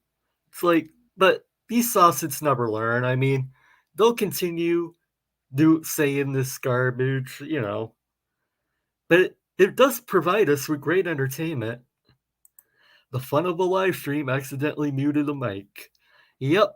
That at least happens once every stream that I do. Like, I always, for some reason, just hit that mute button, then forget to unmute it. And thank you to Granger Renfrew for the $5 super chat. Thanks for another entertaining Sovcit Crazy Town video, Mark. You're very welcome. I love pointing and laughing at these idiots. And we have a Frauditor video coming up next, so I hope that you would see this and understand that she even admitted this wasn't a law when I was trying to bring it to the officer, meaning she knows that the 340 is repealed. I've looked up numerous times over the years bicycle laws for gas-powered bicycles in Wisconsin. Every single time it comes up, there are no laws on the book currently because this one was repealed. It can't be used to convict me or to charge me with anything at all. And if I'm operating what's not federally regulated as a vehicle, moped, motorcycle, I'm not required to have a license. So in closing, I'd hope that you'd see the facts for what they are, on top of the fact that citizens do have the fundamental right that's been upheld by the Supreme Court to travel on the roadways. Only if they're not operating for commerce. Commerce And typical SovCit argument here. Freaking the commerce argument. It doesn't matter. Like, operating in commerce has nothing to do with anything. If you're on a Wisconsin road, you have to follow the rules and laws of Wisconsin. It's simple as that. It has nothing to do with commerce. Yes, license, registration, insurance is required because it's undue use on the roadway, not normal wear and tear. So I just want to make sure I understand your argument. And one is that Wisconsin statute, section 34305 is not constitutional. Yes.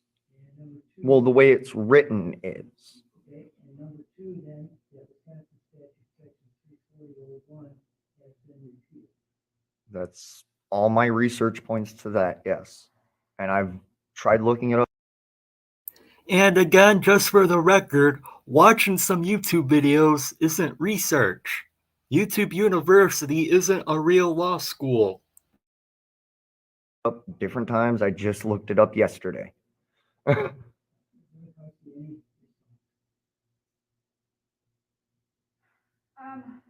all I can say is that I drafted this yesterday, and I copied and pasted the statutes, from the Wisconsin statutes online. But I want to emphasize, this is my version of what I came in today to prove. I know that only the court can direct as to what the law is. This is my excerpts to try to hone, the trial, basically a roadmap. But the only thing I can state here is that these are excerpts from the statute that I copied. And Your Honor? Yeah, I'm pretty sure he's wearing a body cam, which is how he's able to get away with it. I'm pretty sure he has to be wearing some type of GoPro or something. Because they definitely wouldn't allow him to film this. At least I don't think they would.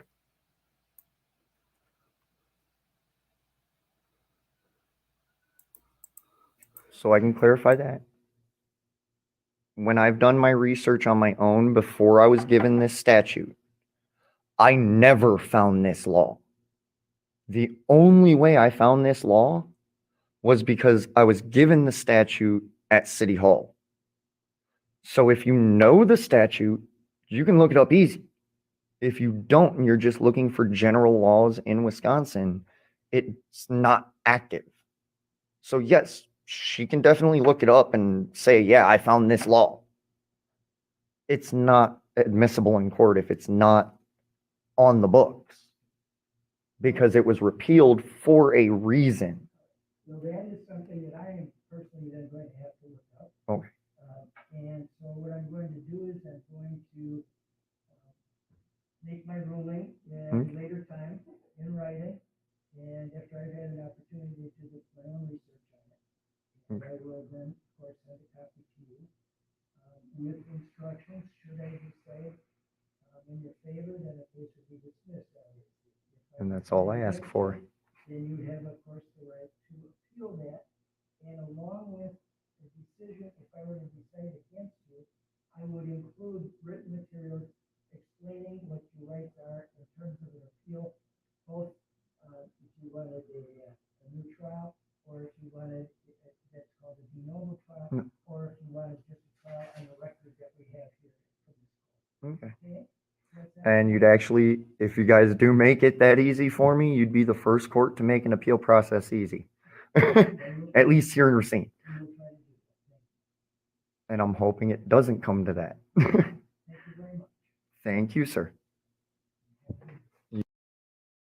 So the judge said that he was going to rule at a later date, and we all know that this SovCit, he had to have lost. I mean, if the judge did make his ruling, I mean, this video is the latest video on his channel, so you know for a fact that if he lost the case, we're never going to hear about it again. I mean, he won't mention that he lost because that's a bad look for him. So, but if he did win, which I very, very highly doubt, because he didn't win, but if he were to ever win, he wouldn't shut up about it. So that does that for that video. I was gonna do like make that video as an actual video, but I figured may as well just do a live reaction to that nonsense. Obviously, this was an immersed legal victory for the champion of freedom, whose liberty is more important than road safety. Whereas Waldo confuses him. So our next video, let me bring it up, is a Frauditor video. Now this one I have not seen yet. I've only seen maybe a clip of it, but a few seconds of it, but I really haven't watched it. So this is going to be my first time seeing this particular video.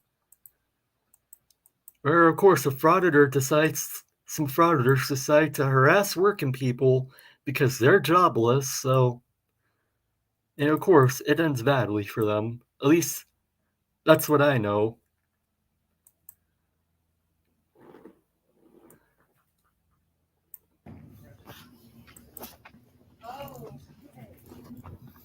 This is a constitutional rights violation.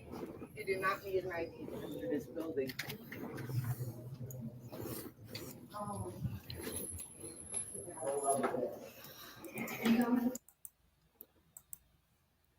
Okay, I need to fry some tasty sausage.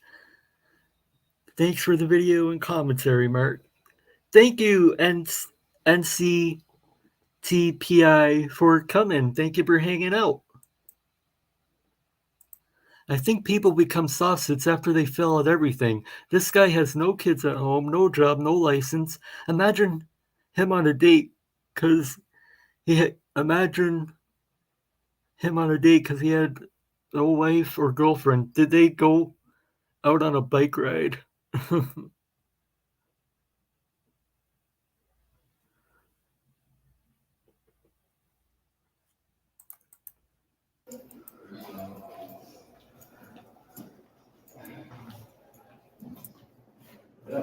How you doing?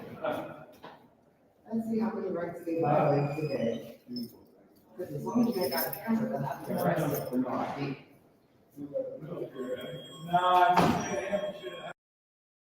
Now, why don't Sovcits know how to properly... Frauditors and Sovcits, they don't know how to properly film. Like, get your freaking hand off the camera, guy. Like... Oh, you're the officer that went through my friend's wallet. Yes, you did, because I saw it myself. What are you here for? I'm here to see the, back up, you're too close. Oh, this is 6 my feet, gun. 6 feet, No. 6 feet, back up, we don't have to approach people. I'm going upstairs to the clerk's office. What are you? I'm gonna walk through my phone like everybody else does. I've seen Nobody the can. videos. Nobody I've can. seen the Well, they videos. don't put it in. You put it They in touched there. my phone, you'll have problems, he robbed me. Where are you told it? Again, I just told you, I'm going to the clerk's office, and once I get in this Which building, City clerk. chief clerk. I heard her say that. And you guys know me in trouble for the last interaction, because once I walked through, the arrest is illegal, and had me arrested on the 18th for trespassing without ID, to enter this building, and you can't ID me. You can't even ask me what my name, my address, or none of that is wrong. My problem is the way you treated my friend the last time you were in here. You could, I'm gonna go to the city clerk possibly. But you two have the most disgusting. I'm by myself. Ever had in your life. That's why the big. So, it wouldn't surprise me if the guy holding the camera and the woman in the pink shirt were a couple. You'd think people would find better things to do with their time instead of going to a place of business and harassing working people. Like, really. They really have nothing better to do with their time. Why don't people go after politicians and lawmakers instead? That would require real balls. I agree, I completely agree. The officers are just enforcing the law. They didn't create the law. That doesn't surprise me. She's already been kicked out of City Hall on another visit. Yeah, that doesn't surprise me. Only watched this video for a minute and I can already tell, there's no surprise. And of course, she's just going to keep running her mouth, isn't she?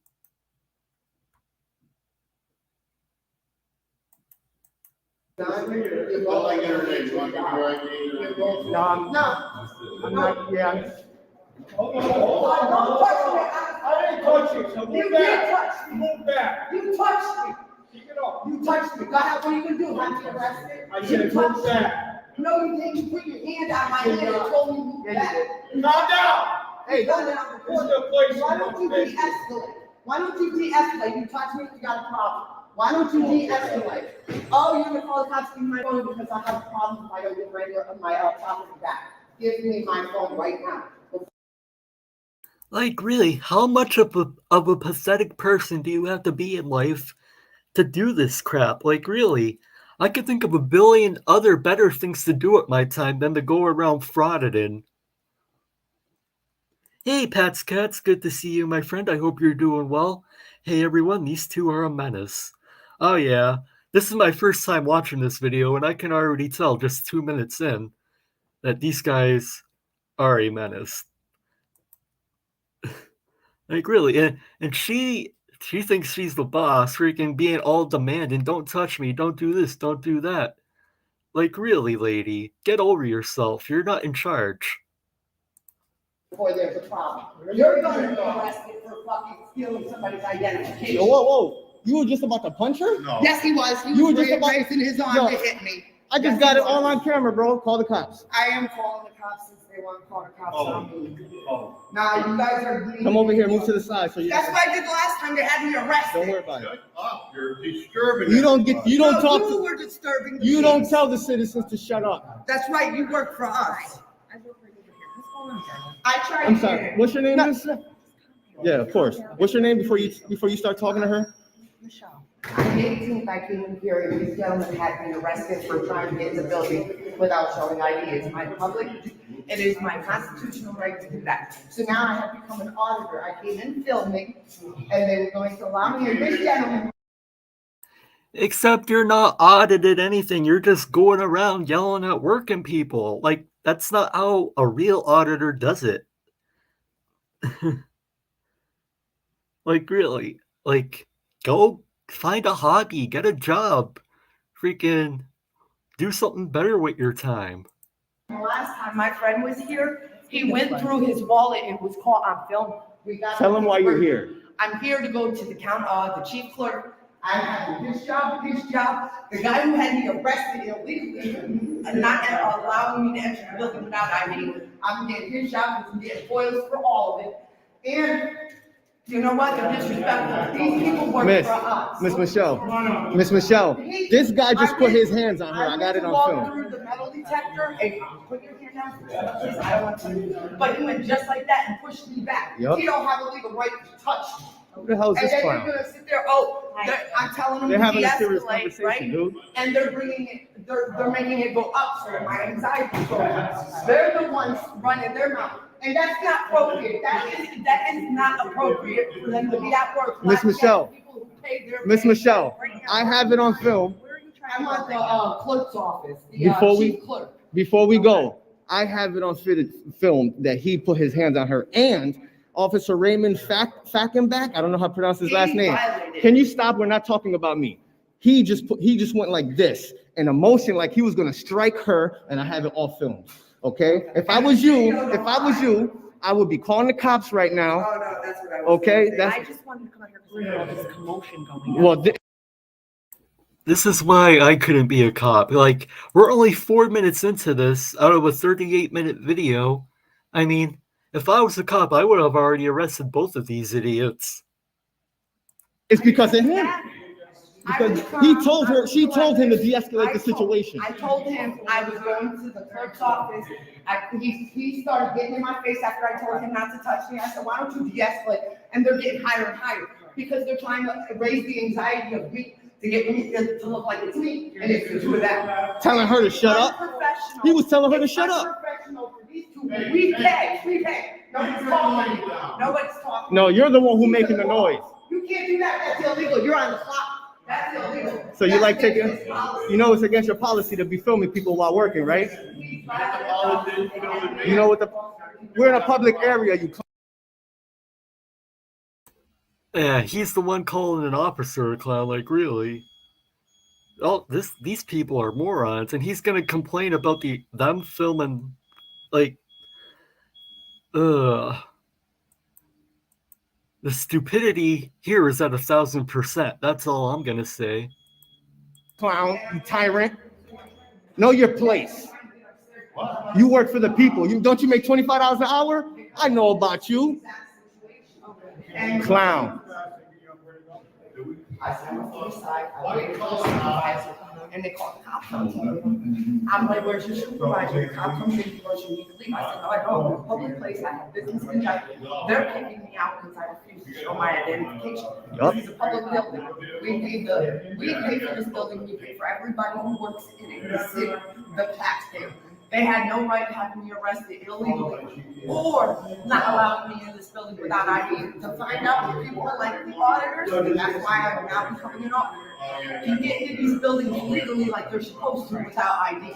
And I wanted to talk to the chief clerk here for this. Yes, and I just came out because I heard all this bullshit and I just wanted to make sure everything was okay. Right. Miss Michelle, what is your title here? I'm a code enforcement. Code enforcement. Yeah, Okay, so you don't even have nothing to do with this. No, I just heard all the commotion. So what I mean is that that you cannot rectify this. No, I Exactly. cannot. I just So with wanted all to due make sure respect, everybody was safe. no, That's honestly, all. I appreciate you coming out here. I heard yelling, that's all, that's all. With all due respect, I appreciate you coming out here, Miss Michelle, and helping her. But talking to you is not going to get us No, anywhere. no. So You're absolutely she right. helped us out, but she But I cannot just- help us. Listen, I just want everybody. God bless you. No. Dude, you just put yourself in the camera by shaking my hand, man. Where else I was gonna put my phone? And I barely got you. But he doesn't have a right, he doesn't have a right to touch me. The other one doesn't have a right. Yo, you're putting her. She's not gonna help you. She can't. We need to go. Oh, I would have already arrested these two. And you got this guy saying, oh, we need to go. Yeah, you need to go. Like, get the hell out, because you're about to get arrested for disturbing the peace, at least causing a disturbance. Meth is a hell of a drug. Don't do drug, kiddos. Exactly. Do not do drugs, kids. This is a perfect example of that. Like, really, how can I can't understand how anybody can be so self-entitled and like feel that they're this important that they can just go around yelling, harassing people, basically. And the sad thing is, this is all content for YouTube because they're probably making money off their channel by doing this, sadly.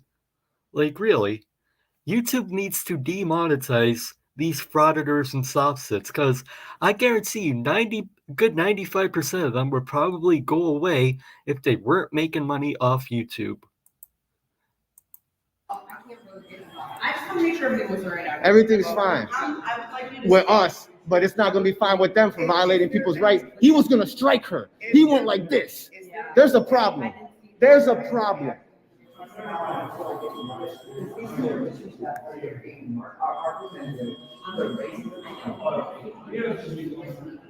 Somebody else over here? I don't know. Last time I asked for a supervisor, you know what they did? They called the cops and had me arrested. Listen. Can you listen? You know what you're gonna do? You're gonna go to the mayor's office, okay? Or you can go to corporation counsel and speak to Andrew Colden. I already told you what you need to do. This is what I think. I think go back up there with a calm, collected attitude. And see what I'm happens. chill. You see Yeah, me. but I'm saying it's right. But we- Yeah, you're chill, all right.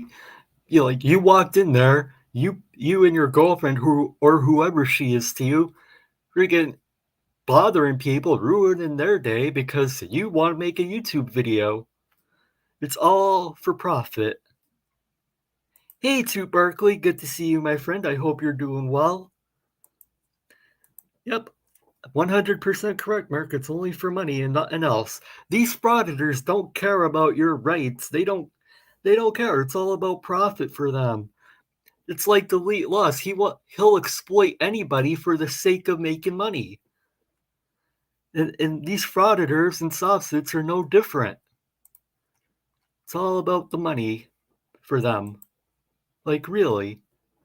How about, here's a suggestion to all the frauditors and Sovcits out there. Go get a real job. You guys should know fire and fire don't clash, correct? I'm not the one, you hear me. Right. I didn't get loud until they touched you. Okay. You're damn right. I wasn't- Yo, let's go. Let's go. Thank you, Miss Michelle from Code Enforcement. Thank you for your time. Listen. You might not even need to do that, but go ahead. Listen, back up. You're gonna go to the mayor's office. Absolutely, I'm going to the mayor's office. If he touches me again, I'm having him arrested. No, you're gonna have him arrested right now. You should stop recording and call the cops. Well, as Schrodinger's cat would say, that's a terrible prediction. They're not going to have anybody arrested. Don't mind your business, you clown. Why don't you identify yourself? What's your last name, Raymond? Fackenback? Is that how you pronounce it? Clown. Clown. You a clown. What you want? I am coming forward, Christopher Cowell. There you go. Come on through. Don't touch my phone or my wallet. Need your backpack. Do not touch my phone or my wallet. Thank To you. be arrested for Need your putting his hands backpack. on me. It may not be assault, but it is an A. Bag, you're good.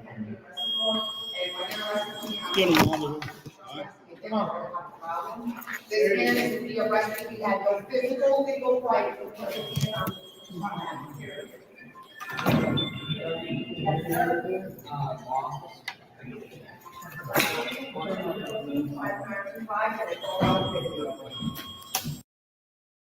Like, really, how haven't these morons gotten thrown out yet? Like, really, I would have already pressed trespassing charges against them, arrested them for refusing to leave. Like, these frauditors really do need a hobby or a job, likely a job. It's pathetic. Like, and the sad thing is, there are other people out there that agree with these frauditors and get inspired by them for some reason, because they're also too lazy to go do real work. Two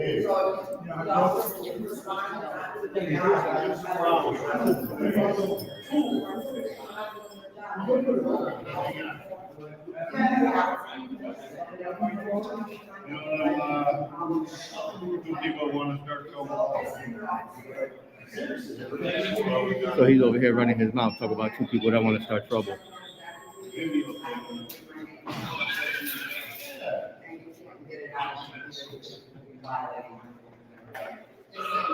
What are you taking me for, bro? Don't walk up to me then. Bro, you were so lucky you're in this building. Are you threatening me? Yes, you were. Hey. No, you shut up, you work for the public, we don't work for you. I'm gonna make sure the police come here for you, buddy. You're not gonna threaten me. You just threatened me. You said I was lucky I'm in the building. What else does that mean? Clowns, man.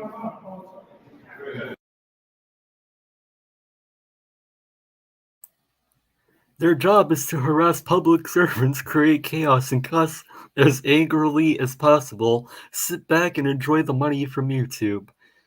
Yeah, and the sad thing is, I mean, YouTube doesn't care. They don't take these videos down. I mean, the only thing YouTube cares about is money. What did I just come back to? A grown man having a tantrum. Yep, frauditors basically harassing working people because they're too pathetic to get a job. Clowns, the pot calling the kettle back. Yep.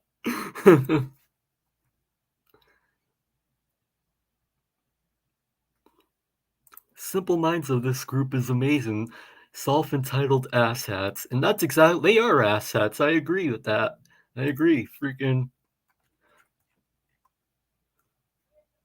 Yeah, I agree, Patz, Catz, but as long as YouTube is making money, they don't care at all. It's all about money for YouTube.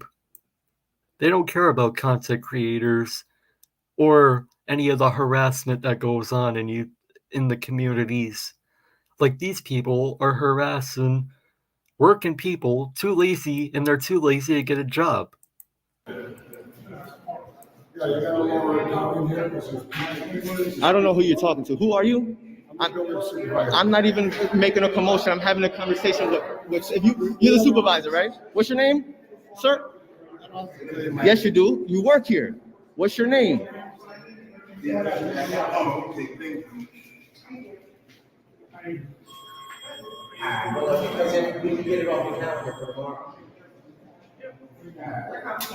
Yeah, he's gonna lose his job. Yeah, I highly doubt that. That's another terrible prediction. He attempted to hit you. I know you guys all know. You guys come out while you come out when you don't have a job. How are you? This is what we gotta put up with. That's not what you need. No, the citizens have to put up with you tyrants. Thank you. Yeah, all the way top floor and then down. Johnny, you're gonna call? You're gonna call? No, you're gonna call? Oh. They're coming. They're too late. There's 2 officers on their way, sir. I already called them. Thank you. You're no problem.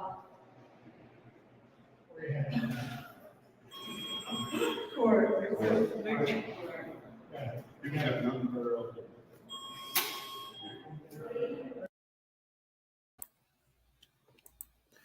But they let the false copyright strikes happen and demonetize others.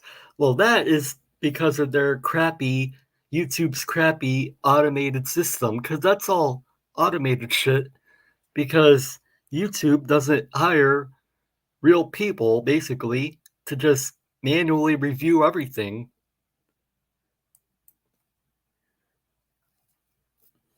Just going through the comments. All right. Third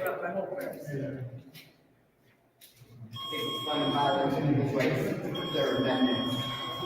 First Amendment right, Fourth Amendment right, 14th Amendment right, one violating rights.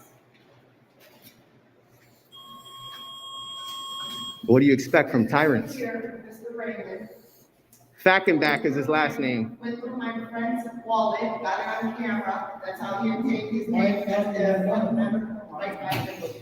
We had no right to leave. And that's Christopher Powell. Wallet and obtain ID, this guy right here walking away, he's a big shot. He thinks he's. Yeah, I'm working right now. Guess what, you guys work for the public, the public don't work for you. We pay your paychecks, you don't need to Yeah, be you hired by don't the work, so you don't pay. You don't pay nothing. You don't work. How can you pay their paychecks? That's kind of difficult when you're not employed and don't do anything but harass people. Everyone has moved away from the little pink complaining hood, yet her mouth still runs. Yep. Freaking. I'd love to send them back in time to Nazi Germany and let them experience true tyrants. Exactly, SOCOM.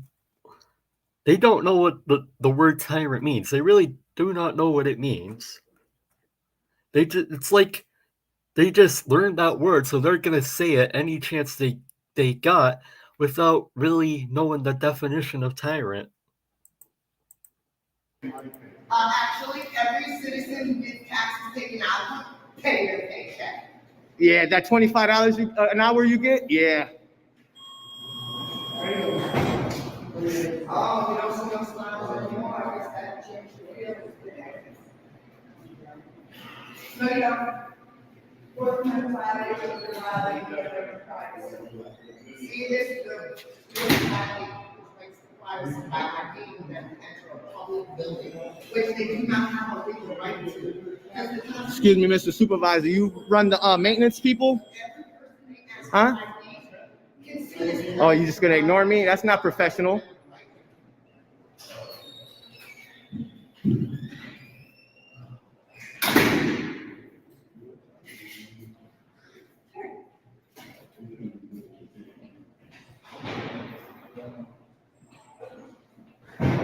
These are persons, they like to rubbish the people's wallets without permission, and and they like to tell people they have to get ID, but they don't.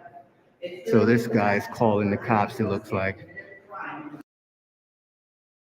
And I don't blame him for calling the cops. You have two morons there causing a disturbance and won't leave. Like, really? What exactly did you go there for in the first place? Did you people just wake up one morning, get out of bed, and say, I'm just going to go harass people because I'm bored?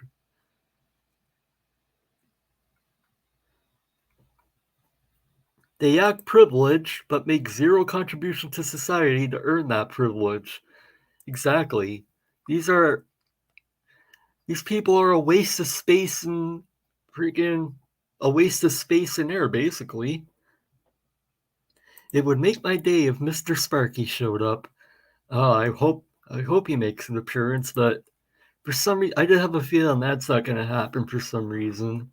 But hopefully, maybe I'm wrong. But I doubt it. I am not sure where this is, honestly. I am not exactly sure. And they both are aware of this. And when I'm done, there will be.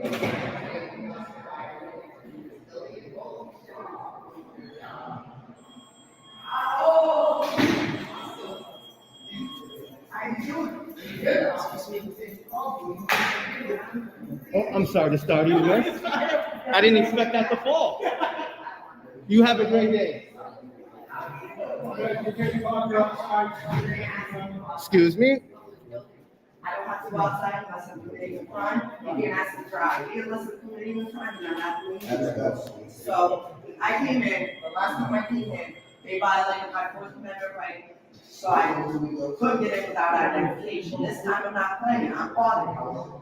So I came in and I told them, so basically you can let me in without ID today because I'm reporting, but on the 18th you had to be arrested for trespassing on public property because I want to show you my ID. So this one started. Mind your business, you're harassing us. This one started getting. No, the only people that are harassing anybody are you two ass clowns. Like, really? How about go somewhere else and leave these people alone? And yes, this is in New York, by the way. Granger said that it's in New York.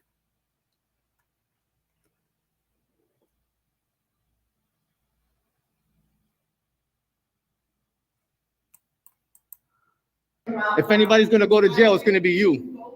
Metal detector, this man put his hands on me. All filmed. All filmed. This man was going to strike me. Like this. All on film. I want that man arrested for touching me, which I know I have a legal right. And that's harassment. That is a charge. You know that. And I want him arrested. Now, I'll send it to you guys when I'm done recording. I'm not done with my business. That's right. That's right. I need to see the chief clerk. I'm getting filed on both of them, and I'm going to have both their jobs, because in the end, all you guys will be we all pay your salaries. Do you understand that? You work for the people. They work for the people. They're disrespectful. Their professionalism sucks, and they don't have a legal right to touch anybody. So he needs to go to jail. He legally put his hands on him. He does not have a right to do that. Okay, I would have been upset if they didn't try to get in my face. They were getting in my face because I'm recording and I was telling them about the results. The last time I was here, they had me arrested for this. My business, I'm going upstairs to see it. Which clerk am I saying? Listen, no, you can't. Mind your business. Know your place. Stand down. Stand down.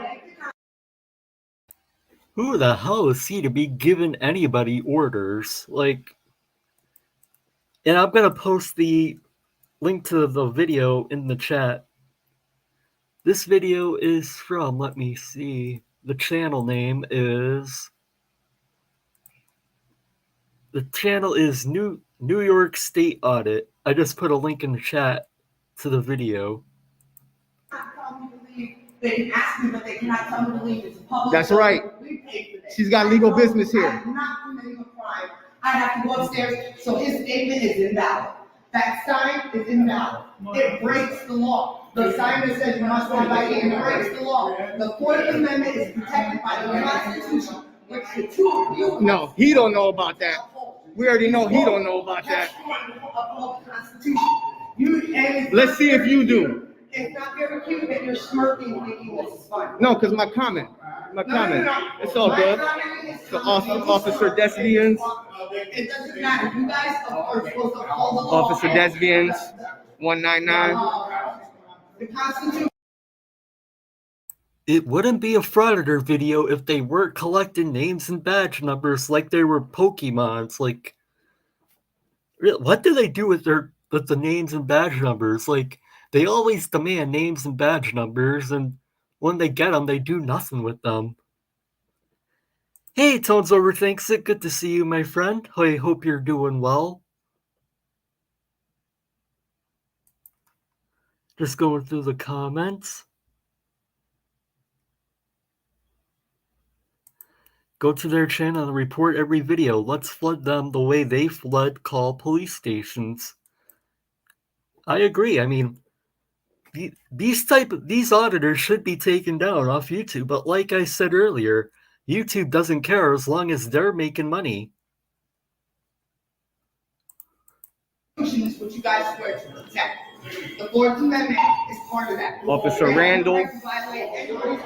Right to go in that building. Officer Randall, badge 90. MT Randall, badge 90. The constitutional right every American has, and it's against the law. Okay,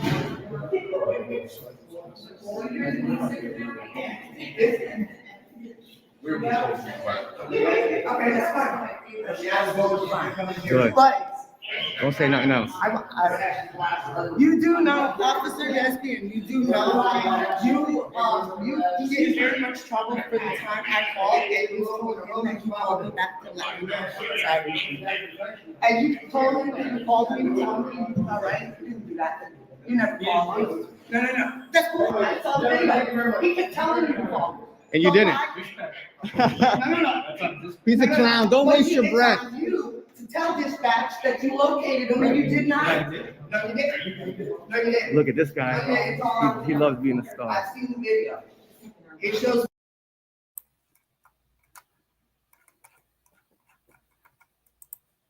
The reason they want names and badge numbers is so they can imply that they're going to report them. Thing is, half the nonsense they complain about gets thrown out anyway.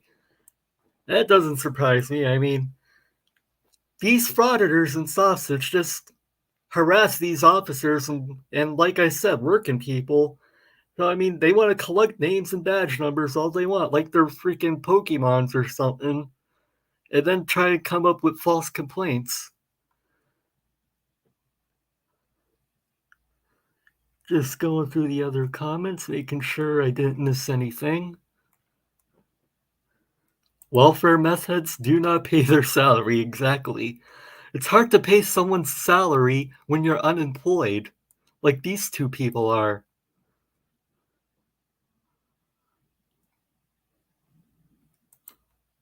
This building needs P. Barnes, yep. Where is P. Barnes when you need him? P. Barnes would have shut this nonsense down a minute into it. Me everything. You don't do your job very well, and you don't know what integrity is. That's a fact. Yeah. You're very smug, and you don't do what's supposed to be done. But what do you expect? He's green around the ears. What do you expect? He's green around the ears. But they don't have a legal right to ask me to go nowhere. It's a public building. No, you guys are gonna learn today. You guys don't have a. You're gonna learn today. Right to tell me I have to leave either. You're gonna learn today. Yeah, well, they're not gonna learn anything. They're gonna educate you on what the real law is when they end up arresting you for harassment and disturbing the peace, causing a public disturbance. It's like I hate how these people think that they're so above everybody else. Like, really, seriously, kids, don't do drugs, because this is what happens when you drop out of 5th grade and become hooked on drugs. This is exactly what happens. You can ask me, but I don't have to. Okay. So you calling the sergeant awesome. So while we're waiting for that, you could do your job and start filing the harassment report. That's right, because he is going to jail. Well, I'm not gonna do anything. Okay, why not? Oh, so you're gonna let the sergeant do the job. Very smart. Very smart. Actually, Yeah, very smart. You know what? Too bad you didn't think of that last time. But hey, that's okay. You learned your lesson. Well, you haven't learned yet, but you will. That's the type of officer we need working for us. So we got a couple of these guys over here that want to be part of the show. Actually been pretty good. No. Who? This guy? The one who didn't want to identify himself? Oh, please. He's been nice to me. He's been real good to me. I didn't say he wasn't nice, but he's not professional. We don't need an appointment. You don't need an appointment. How you sound? To be in this building, period. You don't need an appointment. Access building. Public building. It's a public building, man. You're 41. Man. During COVID, I wasn't even asked to be ID'd. Don't waste your breath. So that's Don't waste your breath. Your constitutional right is protected by law. So it doesn't matter what policy Nope. you think is going on. Policy ain't a law. Constitution trumps policy. It's not a law. That sign out there is not a law. That's right. And the argument is not even that. They came here and what? You came here and they told you what? That she didn't want to identify? No, that's not true because they didn't say that. They came. The first thing they said to you was that they wanted her to leave for harassment. Correct? What did she do? Think about it. She's in a public building though, right? She's trying to conduct legal business. Okay, who the hell are they to tell her to leave? They're employees. They can tell you to get the hell out when you're causing a disturbance.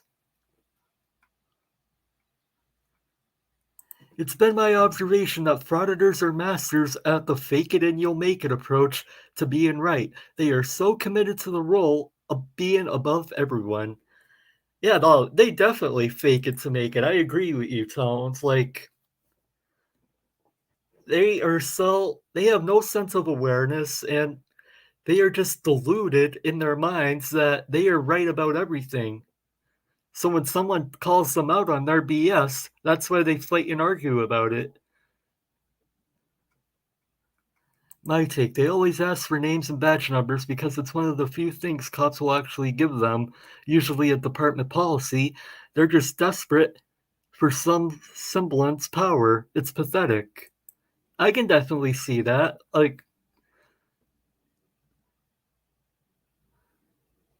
I always wonder how such obnoxious people can stand to spend time together.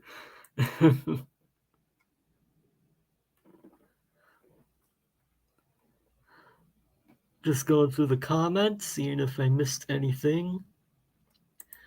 Perhaps the young couple's thinking about it, career change, maybe bomb disposal technician, something more relaxing. I'm no psychic, but I see trespassing in their future. So do I, Sam, I am.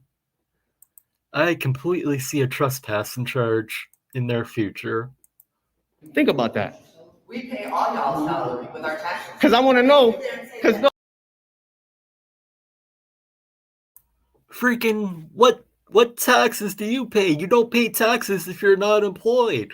Which clearly you two aren't because you're here harassing people who are actually working for a living and making a reasonable, real living for themselves and not harassing people. You don't pay anybody's salary. The unemployed don't have that kind of money to pay somebody else's salary. So stop BSing yourselves and us with that freaking logic. Because you two clearly don't work. no, you know what? Check this out. Check this out. Check this out. Is she being detained? No. Okay, so let's go to the mayor's office. If you want to feel free to wait for your sergeant because you guys don't know how to handle the situation. So that's not gonna happen. Oh no, it's gonna happen. It's gonna happen. What do you mean? We're not gonna walk away? What? Hold on. Let's be clear. What's not gonna happen? So I know what you're trying to do. No, I don't know. what both you were trying to do. Yo- I've seen your videos. Oh, first of all, hold on. First of all, you don't know anything. I'm trying to conduct business. What? These guys aren't gonna let you- Wait, hold on. Why would you do that? Why would I want you to put your hands on me? Why? So when the Why would I? No, you're a clown, dude. You assume. Make them move out the way and let us in the building. Dude, it don't matter. It don't matter. Because we're gonna go through right now. Because we're not. That's it. detained. We're not being They can't- detained, so- They can't legally not let us through, so. So, have a nice day. let's go. We have a right to This is a do security checkpoint. Yes, And they're not gonna let you. but why though? Hold on. But why? Why? So you can I have want the that- mayor. Hold on. The mayor downstairs. Wait, We why? can have that discussion later. No, That's, I told Oh, you no, it's no, not no. gonna happen. it is gonna happen. No, we're going inside. So are you gonna plow through us? No, that's not what was said. Okay. We have. We are going inside because we have a right. You're gonna stand here. You're not going through here. Okay. If you wanna try to plow through, then that's Okay. another scenario. So hold on. So you're telling me you're giving me an unlawful order? This is a security No, checkpoint, it's is not, it no, not? it's not. It's very simple. You two idiots are harassing everybody there, so of course, why would they let you through? I might cover this video just to put up a counter every time he says clown. Oh, that counter will quickly break, Tones, I think. I mean,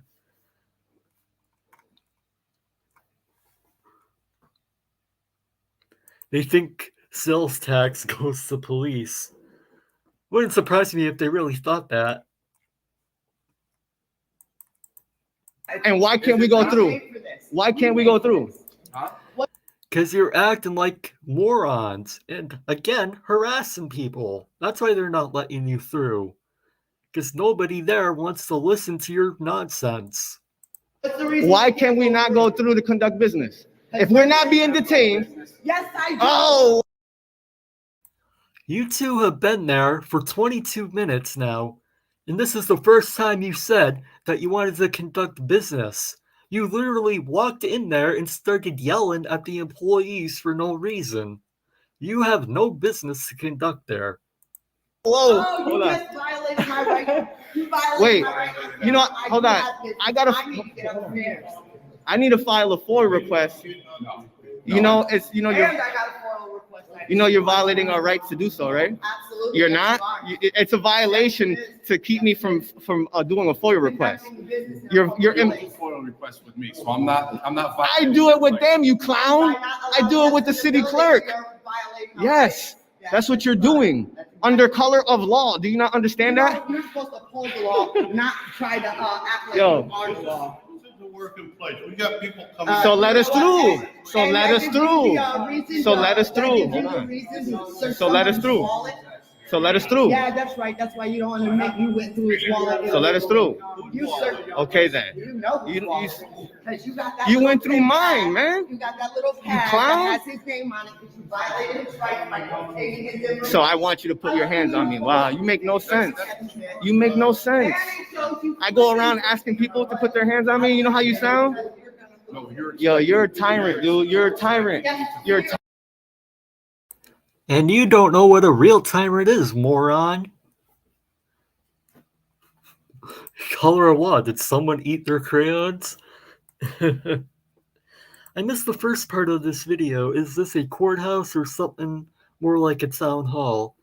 I would say, I'm not sure, but if I had to guess, to me it seems like more of a town hall because they did mention that they wanted to go complain to the mayor earlier. That's the only reason why I think that.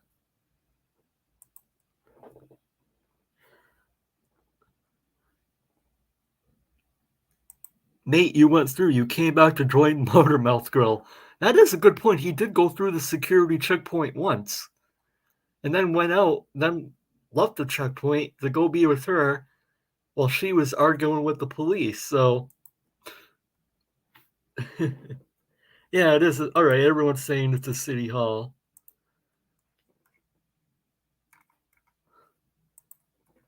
You'd think these two would go get real jobs or something, but they're just pathetic human beings. Tyrant. Absolutely. You're a tyrant. Go ahead. This way they can't say we're Impeding. in the No, way. we're not impeding. They won't let us through. That's them. Hon, you don't need ID, it's a public building. And that right there shows that they violated my Fourth Amendment right by allowing this man to go in without ID. And they had me falsely arrested. You don't have, Fire you don't have a department. right to ask for their name, you don't have a right to ask for their address, you don't have a right to jot that down, Fourth Amendment right, Constitution protects that, and they're violating this man's right all the way around. You can actually sue them.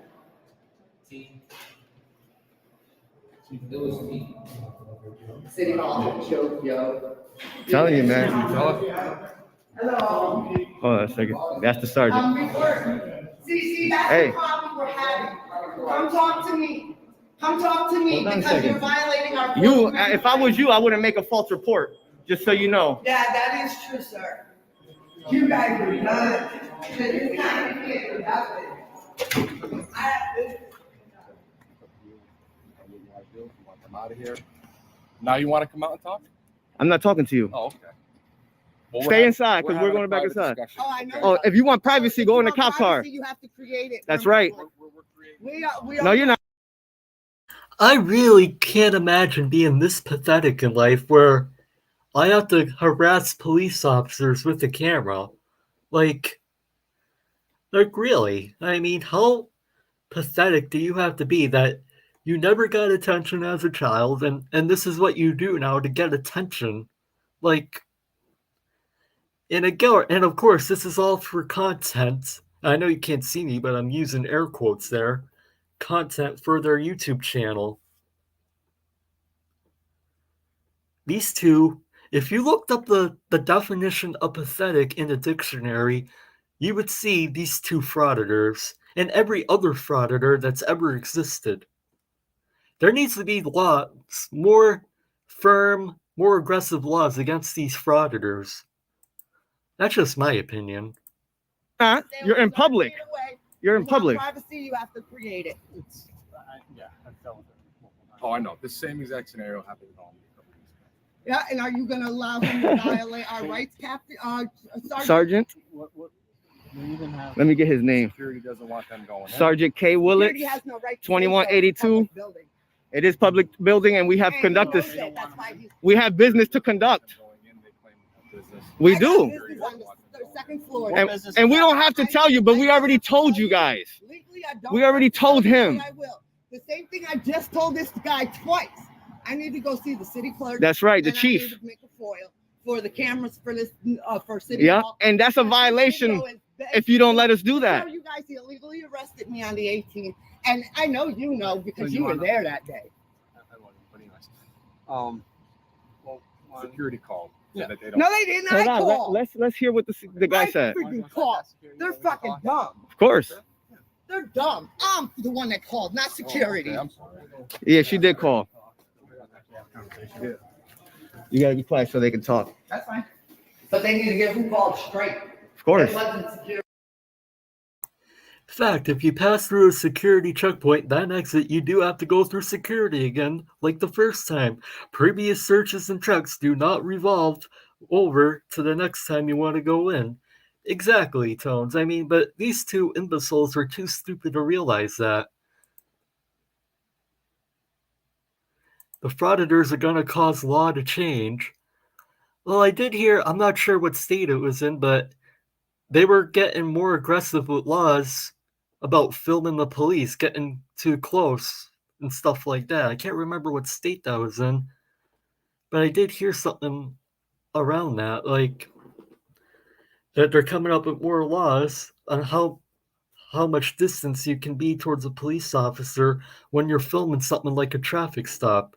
There's going to be these frauditors say they're protecting our rights. At least that's what they claim, when we all know they're really not. But in the end, these frauditors are going to cause more rights to be taken away because they don't know how to behave and they think they're so better than the law. It was in Arizona. Yeah, that sounds right. These frauditors are causing more law changes for the worse because they act like idiots. Me. I'm sorry, I messed that up. I don't think you're actually genuinely sorry, but who cares? Hey, don't tell me what to do. I know my place. We're your boss. And you keep Everybody in this building's boss. Excuse me. and you keep. Taxpayer dollars money. You don't work, do you? What does it matter? You don't know if we working on it. My pay your salary. It don't matter. Listen, I'm trying to go through again. You coming? Yep, I'm sure you don't have a legal right All to right. stop us. So we're trying to conduct business here, and you're keeping us from doing that. Are you going to allow us to go in? No, when they get back, then you can. You have no legal right All right, to your do name this is- out of a public building. None. You're low. You started it. You guys ran your mouth as soon as I had my camera on. You're just mad because now I got Christopher the Powell. evidence that you guys had me illegally arrested, and I'm suing City Hall. I'm having your job, and the guy who had me arrested's job. I wish I had the meme right now, the SpongeBob meme. Good luck with that. Because real, we all know she isn't going to have anybody's job. And if she does sue them, the judge is just going to laugh at her. We have a you're getting tired of constitutional this? right to come in here and videotape, sir. It's funny. You sit there, you want to be loud.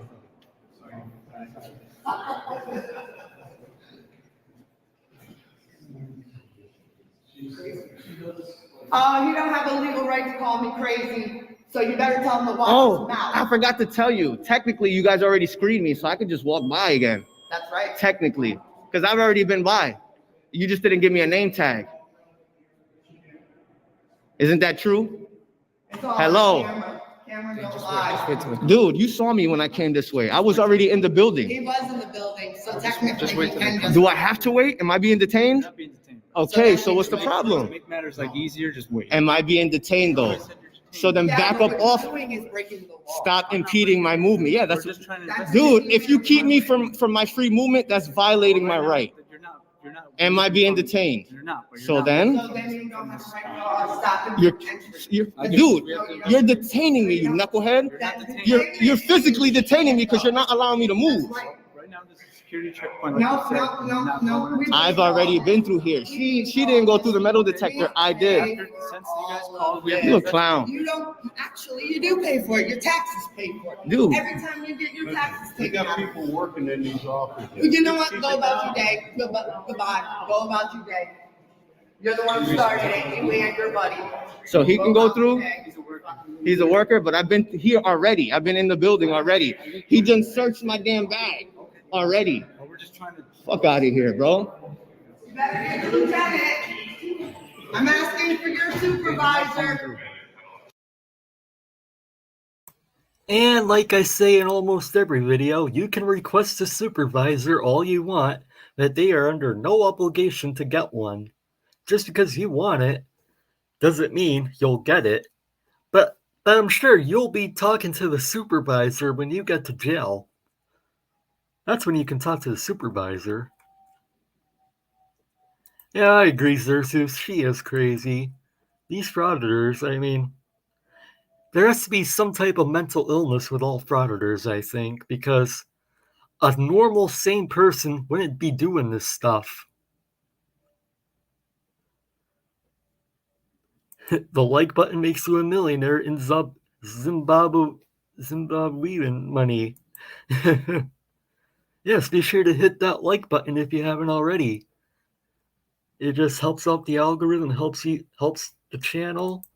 So please hit that like button. Taser, taser, taser, ladies first.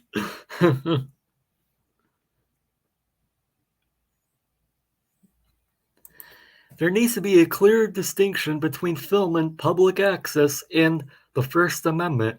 We actually have many options to exercise free speech and access in public information and places. I agree, Tones.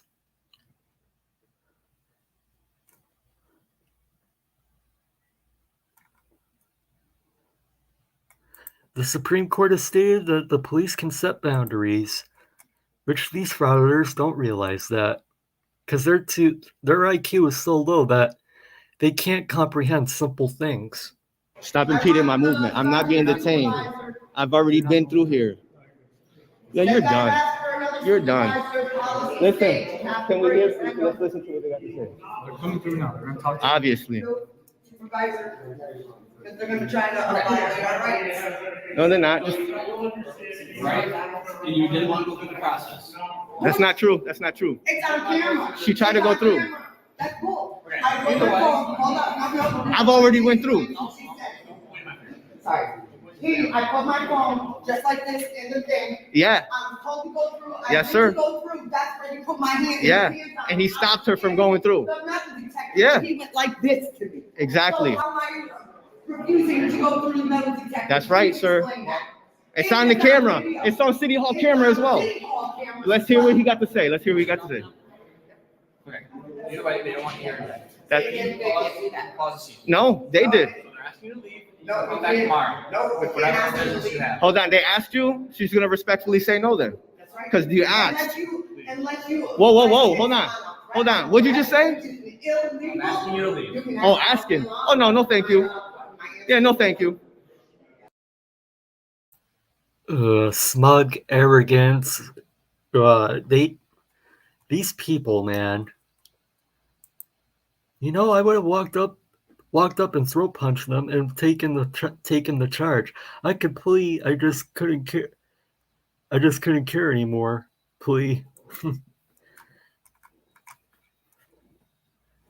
Like, really? I'm asking you to leave. No, thank you. Like, seriously, F off, Frauditors. Really, go freak off. We gotta. Also, I still haven't. We're almost done this video, and I have yet to see how doing any of this is standing up for my rights. Just saying, because that's what these frauditors claim, that, well, we're standing up for your rights. No, you're not. You're just making yourself look like an asshole. They can say what they want. They don't have a legal right to tell us we have to leave too. I want your lieutenant. Yeah, can we speak to you, Lieutenant? Yes. Policy, don't violate your rights now. Yeah, don't. It's not a good idea to violate her rights. If you violate my rights like that, yes, you do. You're recording. It's policy. Yeah, it's policy. She's asking for your supervisor. You asked her, and you asked her. You asked them for a supervisor. The supervisor's here. No, it's your policy. No, it's your policy. We want your lieutenant. We want you. It doesn't matter what you want. Like, really. He is not being detained. He is also not allowed to pass. But at this point, I do not think he is under arrest. He can also choose to leave at any time. But we know that won't happen. And of course he's not going to leave. They're not going to leave because they're too arrogant. And this is great content for their channel. That's the only thing they care about is content so that they can make money. When you think about it, they could go in there without the camera, make a records request, and even tell the clerk to go F themselves if they want to be an ass. If they want to be an ass, and all of that is within their rights. Yep, it's true, Tones, but of course they won't do that because they need their camera for content. Yep, he asked her to call the police. I can't stand when people screw up that word. Ask. It's ask. Asking and asking someone is completely different. Yet people say that ask all the time. I want a house with 10,000 acres of land to keep abandoned and neglected dogs, but you don't always get what you want.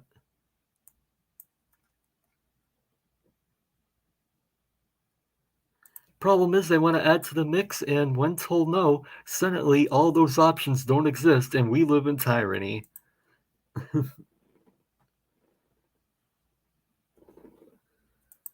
This is a grievance video on her part because of a previous visit where she was ejected. The guy is just exploiting her ignorance, all for damn content.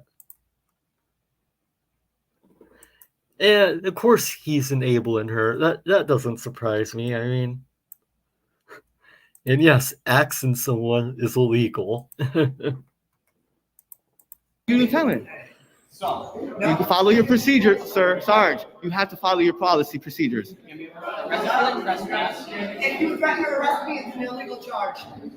Yes, I want the lieutenant. Sergeant, don't violate her right. Sergeant, don't violate her rights, man. Sarge, don't violate her rights, man. 911. For him to violate my right or not have a supervisor present if I ask for one. So I would like a lieutenant sent to City Hall right now. Because if they arrest me wrongfully again, they have a right to ask me to leave, but they cannot force me to leave. That's right. It's a public building. It's a public. Again, morons, you can be trespassed from a public building. Just because it's open to the public doesn't mean you have the right to be there when you're causing a disturbance. I want the lieutenant here now. You should be smart. You should. No, you can just send the lieutenant. If your lieutenant is smart and he knows better, he won't tell her to leave. You can laugh all you want, but you're giving unlawful directive. Again. Oh my God, are you serious? He didn't clean his ears today. That's the problem. Tell her 3 times. She don't have to tell you, but she's been telling you. She don't have to, but she's been telling you. Lieutenant, I want the captain because once I ask for a supervisor, it is policy.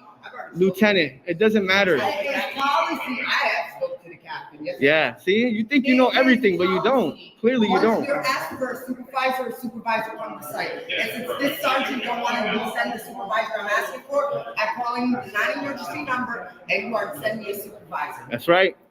Look how they think it's a game, and you guys are helping them. You guys are enabling. You're enablers to them. Who the hell are you to speak about enabling, dude? You enabled this woman into into doing all this crap. As Radical would say, he can't even English. That tends to be a common theme with these frauditors. They don't know how to correctly speak and always mess up words. The out-of-state frauditors harassing the Oregon dispatcher about someone else's traffic stop. They were told options to make their complaint and just responded with, "I'm not doing that." So suddenly, there are no options and somehow denying there are no options and they are somehow denying services or violating the law. If you don't want to use these options, that's not on you. Exactly, because it doesn't fit their narrative. I can almost guarantee you, if they were not profiting off of this video, they wouldn't even be doing it. Seriously. Because it just doesn't fit their narrative to file a complaint the right way. They're on the way? Like, seriously. Yeah, and I don't want them. I want the supervisor. Yeah, that's a smart choice. No, it's not smart? Oh, because he must be a dumbass then. Because I think it's a smart choice. Very smart choice, Sarge. And you, when you come to a scene, you don't put your 2 cents into things when you come in a scene. I got bad nerves. What the fuck does it matter about my nerves? Why you gotta be a pompous asshole? Oh, I'm just asking. I said pompous, not popular. Yes, him calling somebody else an asshole, that's amazing right there. Have you taken a look at yourself in the mirror lately, Frauditor?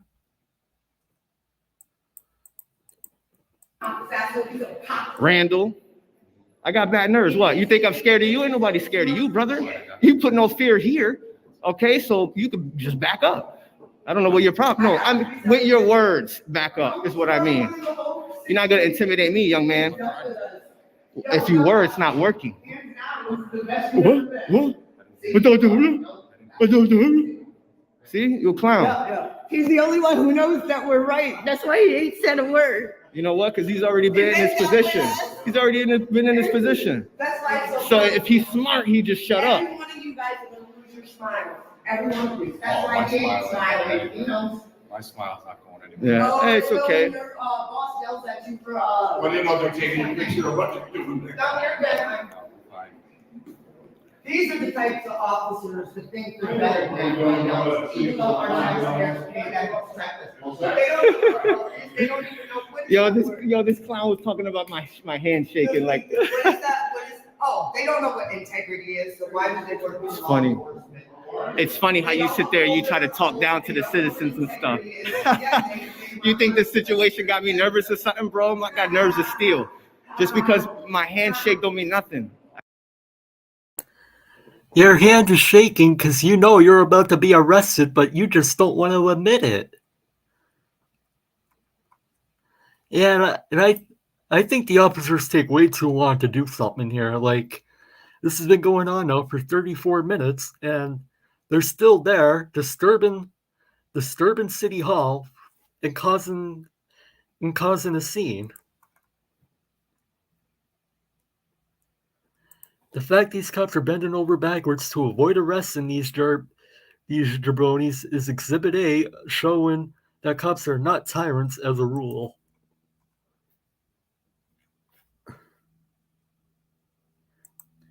He definitely is scared, but he won't. He'll never admit it. My personal favorite excuse frauditors give for not doing online FOIAs is, I don't have a computer or I don't have access to the internet. You have a YouTube channel and your videos are edited, moron. Yeah, I've heard that excuse before. It sounds like. Then they say I don't have internet. I don't, like, a phone, a smartphone is basically just a mobile computer with the ability to make phone calls. Like, really? Then they complain that they don't have internet. Like, oh, screw off, frauditors, really. It's all about the sake of making content. I got bad nerves, that's all. It is too bad, right? Because I can't be a doctor, like a surgeon and stuff. You know what I mean? It is too bad. But I can still record clowns like you. He said I wouldn't go through the metal detector. That's when he fucking put his hands on me. Yeah. See, it'll be. I'm telling you, you're gonna open the city to civil litigation if you unlawfully have her removed or anything like that. You're done. I have it on film that he put his hands. You're damn right it's not. You're damn right it's not. But you're still gonna be held accountable. You know that, right? Yeah. Under color of law, Title 18. Look it up, man. Title 18. Okay. Done. He's right. You should read that. Yeah. That's why he ain't said nothing. This dude knows exactly what we're talking about. That's why he's the only one who ain't said nothing. You can sit there and smirk and be a cop and brick all you want. All you want. You smile now, but you cry later. Smile now, cry later. You know what they say? Well, you need to see my face so it's clear. Oh, you're good. I want you to see my face. Are you trying to intimidate? No, of course not. It's a conversation. So no, I've been having a conversation. So showing you my face is intimidating? No, that's what you're trying. Oh, no, of course not. Oh, no, to you, I'm trying to have you put your hands on me. Remember you said that? I do. Yeah, because you're a clown. That's what you are. You're a clown. The only thing you're missing is the red nose. Yo, you saw how quick that captain or the sergeant called his fucking supervisor when I got on the phone with the non-emergency number? Oh, I'm gonna get a hold of my lieutenant. That's right. Smartest thing he did. That's right. Just like it was the smartest thing for you to do. That's right, because policy. But gets you fired. hopefully the lieutenant makes the right call, because if not, he's done, the sergeant's done, you're done, and you're done. You hope so? Oh, you hope he makes the right decision. There you go. That's right. Because I thought you was being ignorant. Dude, I think we should give him the benefit of the doubt. We can We'll see. We'll see. He's been great. But let's get back to the stars. I think we're gonna leave you out of this. This one right here. This is the worst one. And that's what I'm talking Well, about. his partner is a clown too. Because you already have a guilty quick, but you ain't doing that. You know, it really says something when you have to start name calling people clowns and resorting to name calling. Like, really, if you have to resort to name calling, you're losing the argument.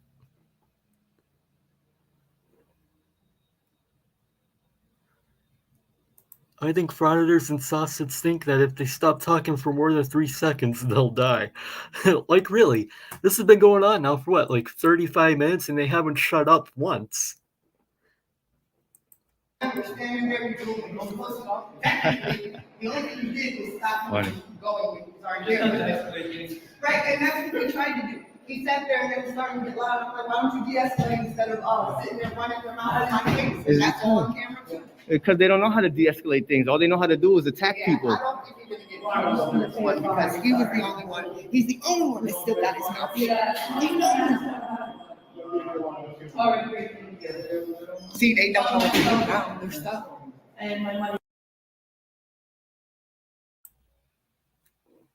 How is this any way defending my rights? You're telling me if I don't go into a building and act like a 2-year-old, I'm gonna lose my rights. I would really love a frauditor to explain it to me. Like, I've been wondering that too. How is this defending my rights? Spoiler, it's not. I'm convinced most frauditors are projecting. Every insult they make is really to themselves. We don't see Craig from audits yelling for his own reflection. Never. I don't think I've seen that frauditor. I'll have to look him up. And I agree, the cops wait way too long, in my opinion, as well. Like, these people should have been arrested like 20 minutes ago when they first started. They call everyone tyrants that don't allow them to act like complete asshats. Yep.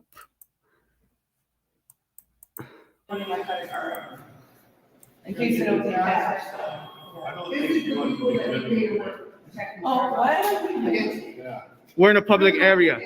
There's no privacy, and no expectation of privacy in public, you clown. Stop trying to escalate the situation. Yeah, you're definitely trying to escalate it every time you come. And you're a police officer. You know I can film in public, so you should be telling him to stop. Have a nice day. You can't make me leave the building. I have every right to conduct my business in person, whether it's done online or not. Whether it's done online or not, I have a right to be in this Hold building. on. So what is the lieutenant coming? Oh, if you sign that charge, you're done. You're done. Do it. I want you to do it because if you sign that charge, for me being in a building that I am trying to conduct business in, if you touch me, you're under arrest. I'm recording. No, I'm recording. Take my phone. I want to get her phone, officer. Give me her phone. Leave it there. I'll pick it up. Just leave it. Yo, you're using excessive force, man. Why are you touching me? Excuse me, I didn't do nothing. You were asked to leave again. Nobody asked me to leave. You guys asked her to leave. I'm gonna have their job. I'm gonna have their job. Sergeant. No, I need them. I can't. Sergeant. You asked her to leave, not me. That's not good enough. You guys are Don't hurting. push that. I can't. I can't. That's I'm so struck that it's. I'm not. Really. Sorry. You guys never told me to leave. You were talking to her, Sarge. No, not identified. No, you didn't. Have a nice day. Dude, don't grab me so rough. I'm not going. See my arms open? Dude, you went. Can you please pick up my phone and put it in my front pocket? Why are you dropping my phone like that? Why are you picking my phone? I'm like kicked in the face by you. Why would I love a happy ending. Although they should have been arrested a lot sooner, at least they did get arrested. And I really hope for them that that content was worth the free trip to jail. Real corrupt officers or tyrants would have dumped their bodies in a ditch by now. They don't know how much restraint they receive that no other country's police would have given. Yeah. Freaking, they take for granted, basically. They don't know what real tyrants are. It's like they found that word one day and just started throwing it out there without looking up the definition. I think I have one more video lined up. This one's more lighthearted, more funny. I'm sure most of you have already seen it before. Let me see if I can find it. Just give me a moment. Yep, I think this is the one. So this Karen, and credit to old Squishy Gardener, Court Watch for this video. Let me bring it up here on the stream. Just a moment. We have a Karen in court. And this is a prime example of why you should never represent yourself in court. And I feel, hang on, this is part 2. I wanted part 1. Hang on. Okay, we got part 1 now.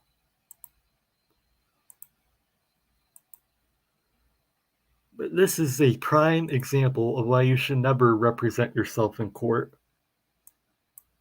And after all that frauditor stuff that we just went through, I feel this is a good video to wrap up the stream with. And my last case is City of Saline versus Lisa Dehart. Jesse O'Jack, City of Saline.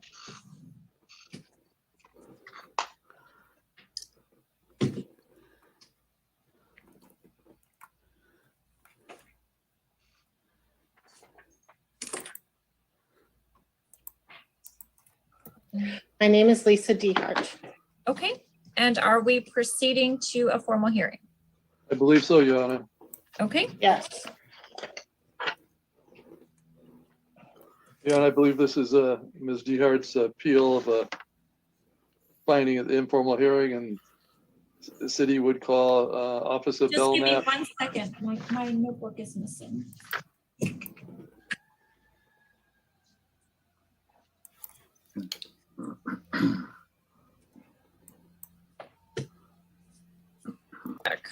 No opening statement. Ms. Dehart, is there anything you'd like to say for an open? I am asking that you, this is an appeal on a case. I just want to make sure you have a photo with you. Ma'am, that's not, ma'am, that's not the appropriate way to enter evidence. I'm sorry. So Okay. you did enter it, if you did enter it. Okay, you should have a copy of it as well.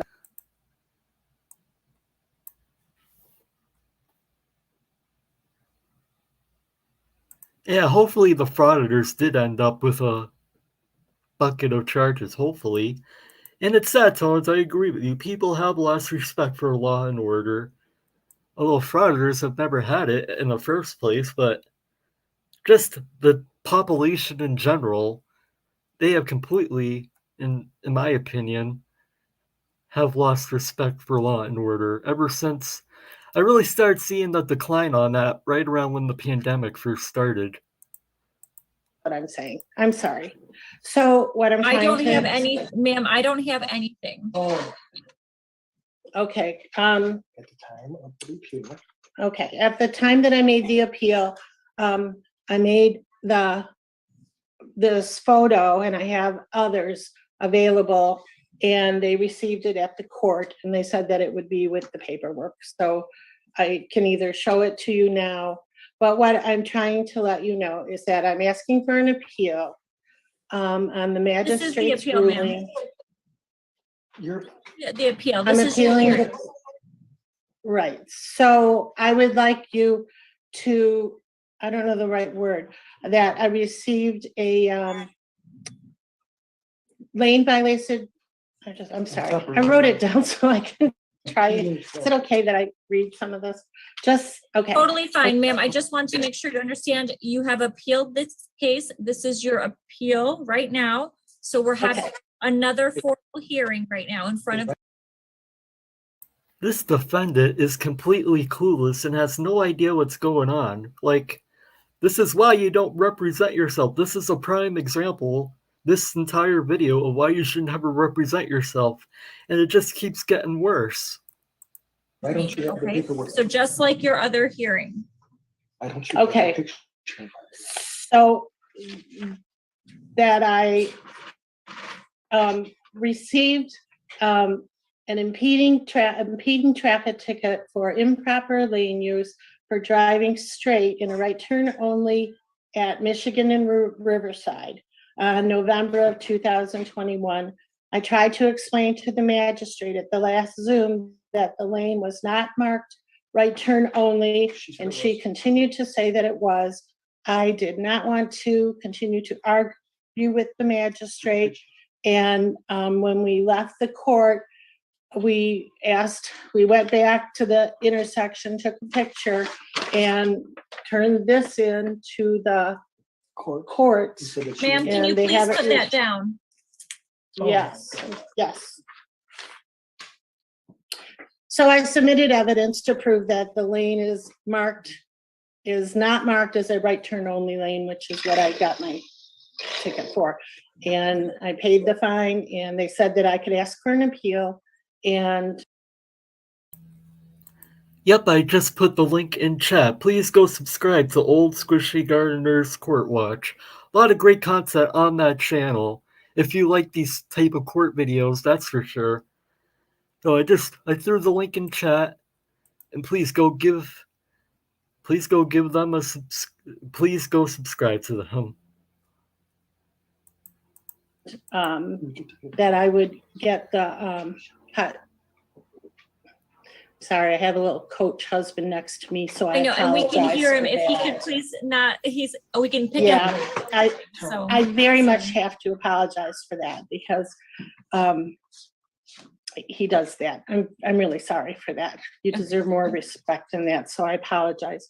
So the appeal is just that I wanted to appeal the judgment and that I submitted evidence that clearly shows that this is not a right turn only. And I don't know what, I won't pick up the paper again because you told me not to, but it is definitely not. Hey, Kfar, good to see you, my friend. And I do agree, this lady, this Karen woman is crazy and clueless. It's marked clearly that the way I drove was fine. I guess is the best way for me to say that to you. I don't know if it's at Riverside and US 12. thank you. Mr. Ojak, do you have any witnesses for the people? Call Officer Belknap. Okay. Officer Belknap, can you raise your right hand? Do you swear or affirm that the testimony you're about to give us the truth, the whole truth, and nothing but the truth? I do, ma'am. Lower your hand, state and spell your name for the record, please. I'm Officer John Belknap, JOHN for the city of Saline. And you're employed as a police officer by the city. Can you briefly tell us your history as a police officer? I've been with the city of Saline for about 8 years. Before that, I was a sergeant at Pittsfield Township Police. I retired from there in 2013 and started with the city of Saline in 2014. And you were on duty on November 10th of 2021? I was. Approximately 7:48 in the morning? I was. And you were in the area, at least it's the area of Michigan Ave and Whitlock? I was, sir. And that's in the city of Saline, Washington County, state of Michigan? It is. Were you there randomly or were you there for a certain purpose? I was there for a certain purpose, sir. And what was that purpose? Why were you there? We had received, we being dispatch at Saline Police, had received 2 calls from motorists west of the city on Michigan Avenue complaining about a green Mercury Villager, Ford Windstar van that was eastbound on Michigan coming towards the city. The complaints were that it was passing in no passing zones and that people were having to go off the road to avoid or to give room for oncoming traffic to pass. And so I was sitting at Whitlock specifically looking for that. I do have an emailed statement from one of the witnesses, but I'm not sure that's really appropriate or admissible since these are all issues that happened outside of the city. So I was just looking for the reason you were there. And did you see that vehicle at that location at some point after you waited? I did. And can you tell us what you observed? I can. I had pulled into the mobile station and drove around behind it. So I was on the east side of the mobile station, on the easternmost drive of the mobile station, which is pretty much near Whitlock Drive. And as I got into position to watch, I saw the green van that I ended up stopping. Did this lady ever give a good reason for not having a lawyer represent her? In traffic court, you probably can't ask for a public defender, and she's too cheap to hire her own attorney. I would have to guess that's the reason. I mean, she's clueless. I mean, she has no idea what she's doing, and later on, she has her husband there or whoever tries to help her. I mean, she really should have just gotten a lawyer, or she would have been better off not fighting the ticket. Stopping was in the right-hand lane coming down the hill from Austin Road. Austin is also Riverview that goes to the south, Austin Road. the vehicle was passing other vehicles that were in the main travel lane, and the vehicle in question merged over fully into the lane as it was passing the first drive of the mobile station. I can give a description. I actually went and measured it out on Google Maps, and I can describe the signage of the road. After you pass Austin Road, about 165 feet later, there is a sign. It's a yellow diamond sign that clearly states that right lane ends. Also at that yellow diamond sign that states right lane ends, the hashed white line that separates two eastbound lanes of traffic ends. About 200 feet past that sign and the end of the hashed white line, there is another yellow diamond sign. And that yellow diamond sign is a graphic that lists a straight line on the left-hand side. And on the right-hand side, it has a line that curves over to the left that once again indicates that the lane on the right-hand side of the road is ending and should merge over. After that sign, approximately 365 feet, you come to River Oaks Drive. River Oaks Drive is the entrance to the trailer, I'm sorry, not the trailer park, is the entrance to the apartment complex there. After the entrance to the apartment complex, I mean, you could tell that she's just dying to say something. You could tell from her facial expression. She so desperately wants to start talking. And I know this part's kind of boring, but it gets really good again when she starts talking again. complex, which is River Oaks Drive, the lane starts to noticeably narrow. Where Mrs. DeHart ended up completing the merge over was approximately 290 feet past River Oaks Drive. Additionally, as she was merging over, not only did she do so with apparently not using her signal to merge over, the car and I use my signal all the time. Ma'am, you can't make any comments right now. Oh, I'm very sorry. I forgot. See, told you she was dying to say something. Like, really, she has no clue how court procedure works. Like, you can't just start talking when you feel like it. It's not how any of this works. no problem. Anyways, as she was merging over, she was almost forcing herself between a line of traffic, and the vehicle in front of which she was merging had to slow down. I was able to see that its headlights dipped briefly as she was merging over in front of it. I ended up stopping her quite a bit east of downtown. Took me a little while because traffic's difficult at that time. I stopped her for I guess the most appropriate charge would be the improper passing or the failing to yield as she merged over in front of the car that had to slow down to let her in. And I issued her the ticket for impeding traffic. The ticket was not issued for going straight through at a right turn only at River. That might have been a misunderstanding with the magistrate, but that wasn't what the traffic stop was for, and that wasn't what the ticket was for. The ticket was for continuing in the right turn lane past River Oaks, where the lane had ended, and merging over in other traffic. They had to slow down to allow her in.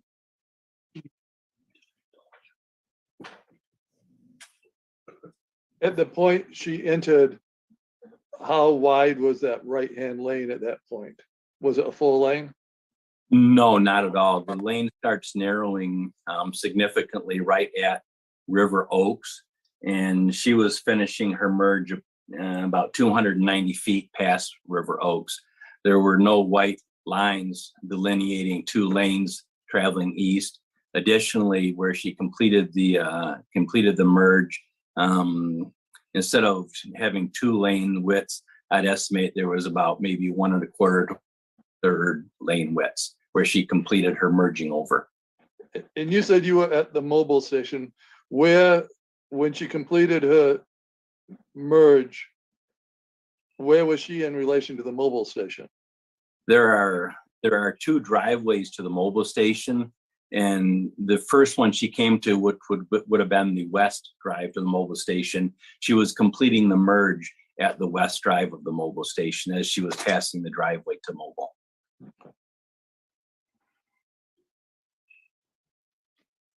Nothing further, Your Honor. Ms. Diehard, do you have any questions for the officer? And this is where it's going to start to get good. So grab your popcorn and sit in for this one. Yes. My question for the officer is that I'm trying to do this correctly. So if I do anything that's wrong, I appreciate when you correct me. So my question for the officer is that I changed my lanes with my, well, that's not for the officer, but I always use my turn indicators when I change my lanes. I guess I'm a little confused about the fact that Your is Honor, not this is at questions all, at this point. that was. Ms. Diehard, can you ask questions? The opportunity to testify. It's your opportunity to ask the officer questions about what he had just testified to. Okay, that this testimony that he is saying now is not what was testified. And again, she isn't answering any, she's not asking any questions. The judge is extremely lenient with her. I've seen people get admonished for doing half the facial expressions Miss Diehardt's doing. I know, this judge is very patient, I will say. I've seen this one before, and I will say the judge is very patient with this defendant. Like, really, this is her time to ask the officer a question, and she's just making statements. It's like that first SovCit video we watched at the beginning of the stream with that guy in court, just making statements instead of asking questions. In the previous magistrate court.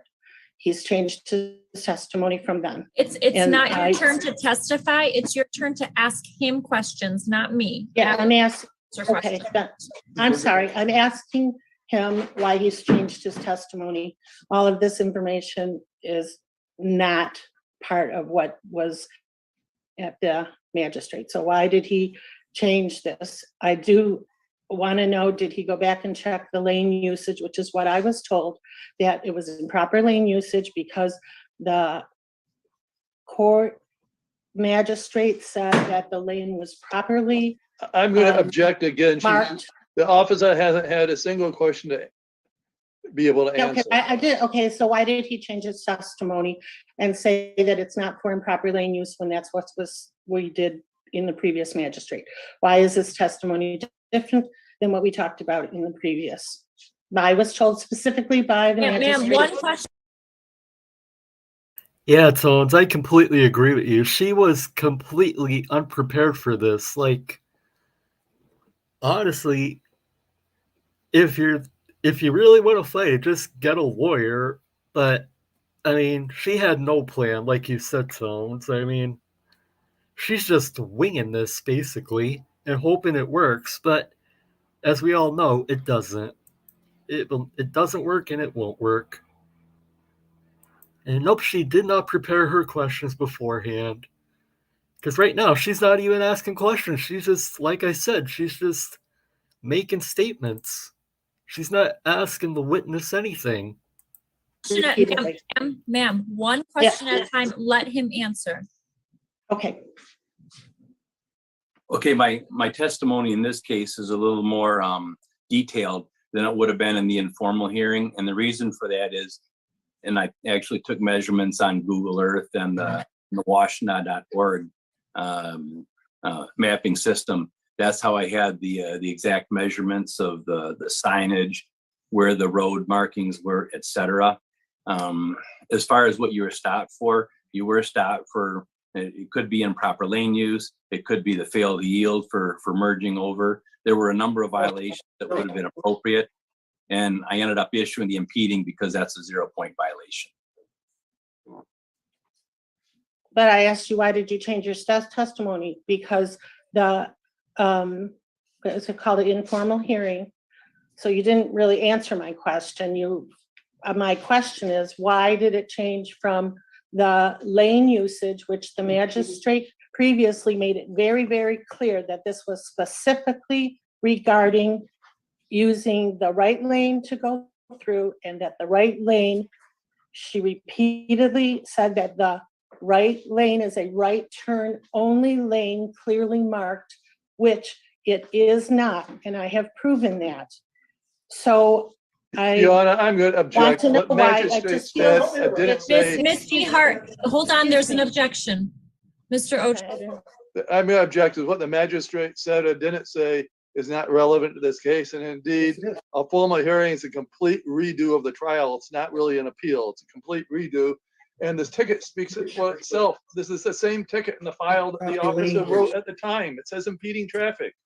Improperly. I'm gonna sustain that objection. Ms. Dehart, please move on. Okay, and this is not an appeal then? Is that what he's saying, telling me now? I was told this was an appeal. This is your appeal from your informal hearing, ma'am. I sustain his objection regarding whatever the magistrate said. This is a brand new hearing. I don't have any information about what the magistrate said. So Where's her picture? you cannot question him anymore about what the magistrate said. Oh. I can't question him what the magistrate said? Is that what you just told me? No, correct. Okay.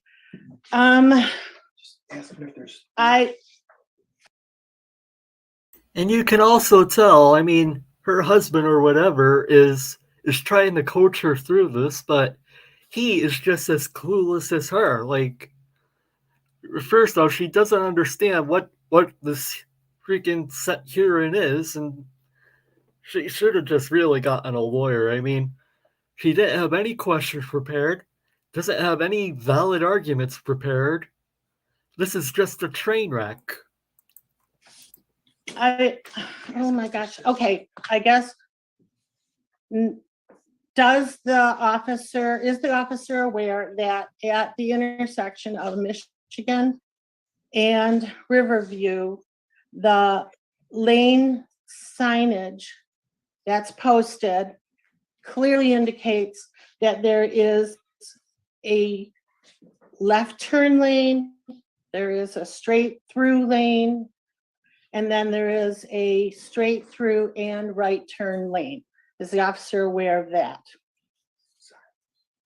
There are, as you're coming eastbound, I'm assuming you're talking about the eastbound lanes.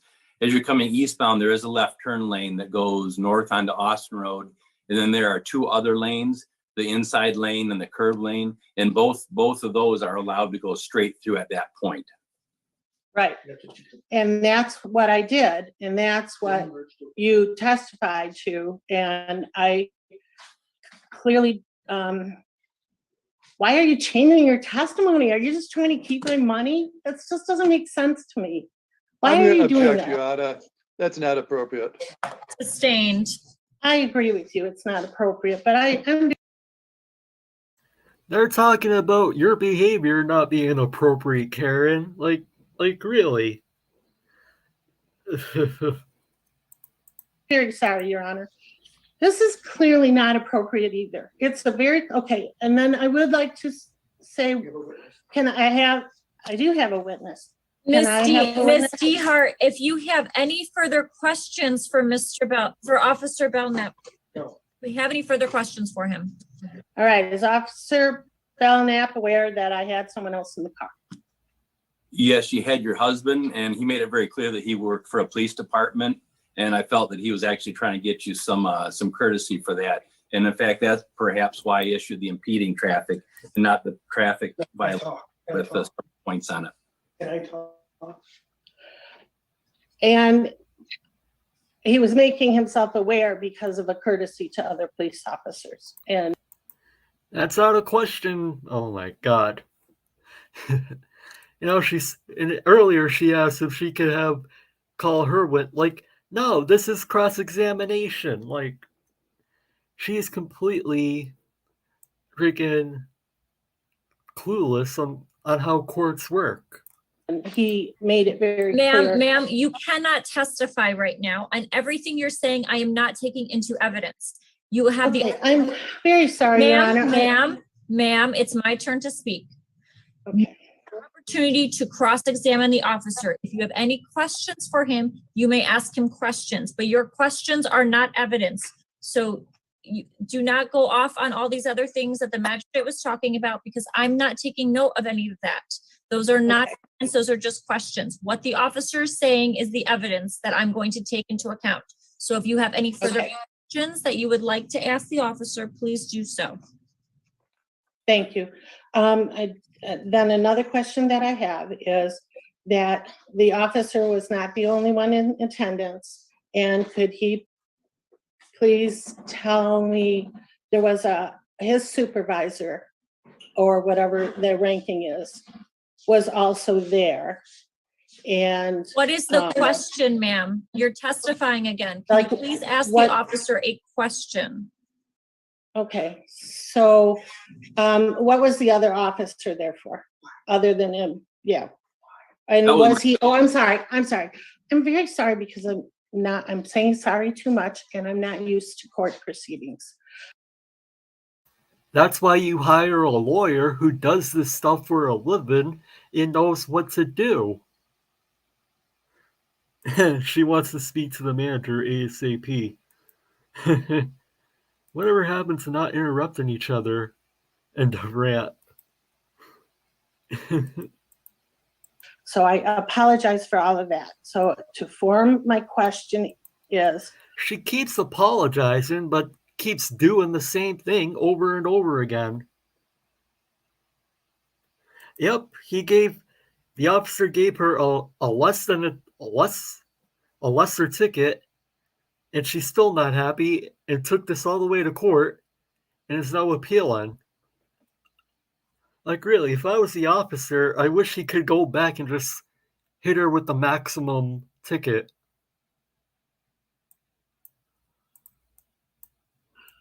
Was Officer Belknap told to write me a ticket by his superiors? No, absolutely, I was not. That was my supervisor. That was Sergeant Andy Hartwig. The reason he came out to back me up was because I was making a traffic stop on a vehicle that we received at least 2 calls of complaining about some reckless driving. And so he came out to back me up in case I needed it. And in this case, I didn't.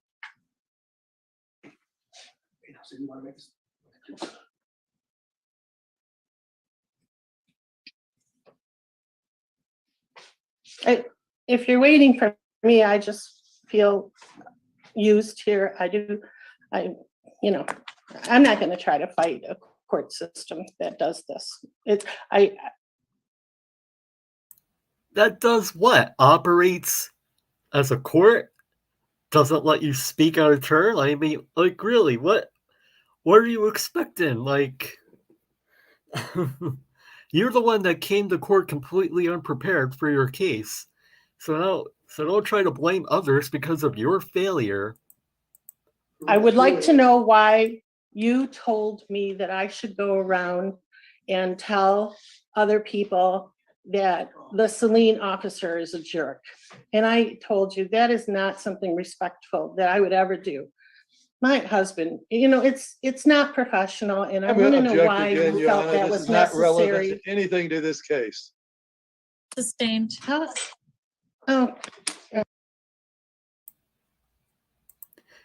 Take care, Toot Barkley. Good to see you, my friend, and I hope you have a great day. Thanks for stopping by. If she tried to emotionally blackmail the court, sure seems that way, general user. It definitely seems that way to me. All right. I know. I'm sorry. May I all a joke. May I address it anyways, Your Honor? No, there wasn't a question for you to respond to. Okay. It was why he would feel that was necessary to do that. That was my question. Why did you tell me that? Okay, here's the thing. In my professional life and my personal life, I am rather lighthearted and self-deprecating. And when I give people tickets to soften the blow and to make them understand that I'm a normal person and not a robot of a cop, I'll often say, hey, here's a citation. In order to take care of this, you can either go online, or if you need to set a date, call the court, set a date, and tell them some nasty cop from Saline gave you a ticket and set a court date. I do that in humor. I don't do that as an insult to other police officers. I don't do that as an insult to your husband who's next to you. I do that because I find that if I make fun of myself, which I'm very comfortable doing, there's a lot of material there.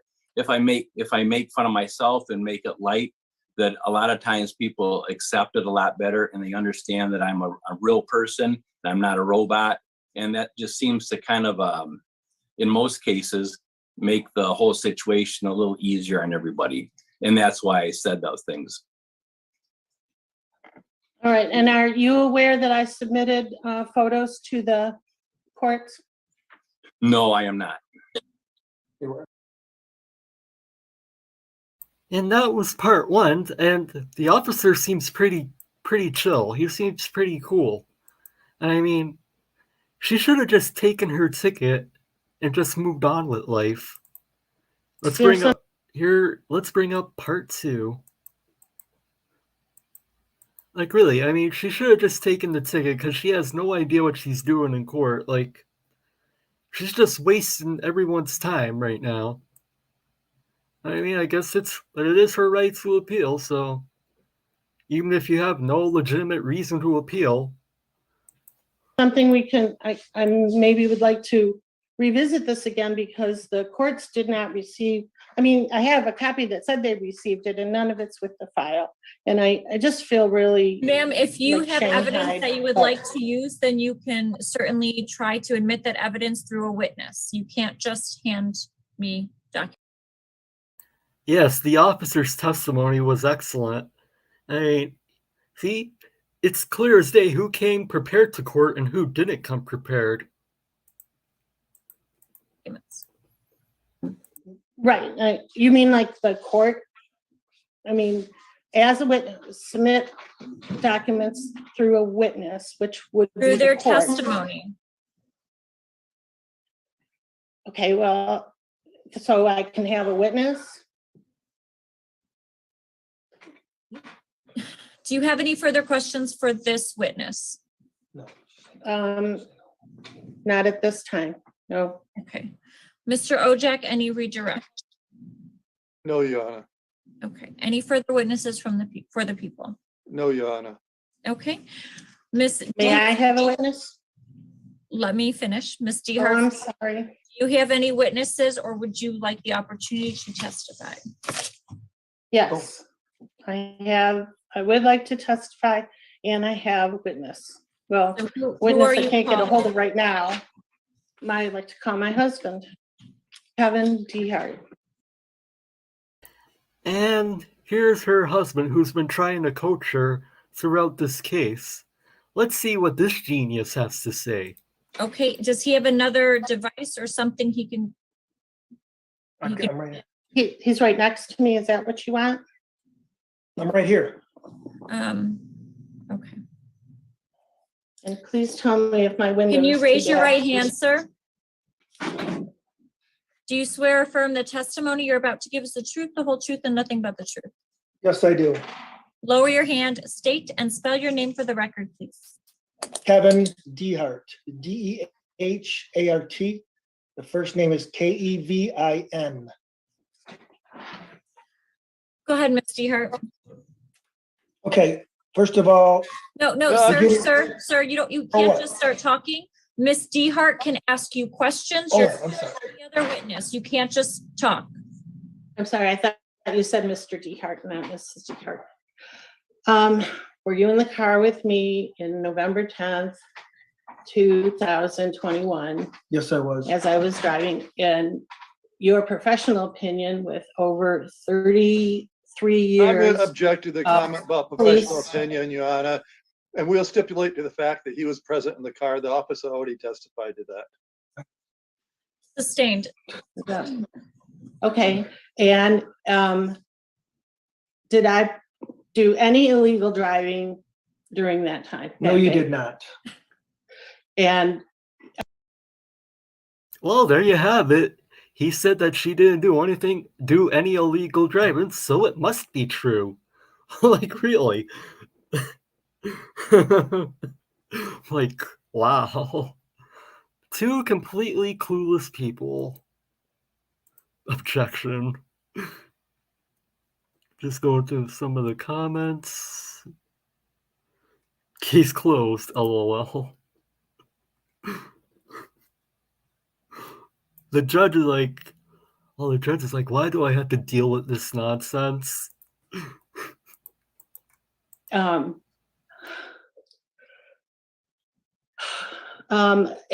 none, well, there would be none, so that would cover absolutely everything that was handled on that day, including the line markings that the, do you believe that the officer's statement about where all the line markings are on the road and where the dotted lines happen in the road and where the lane ends and the usage, does that include that all of that was done legally? Yes, it was.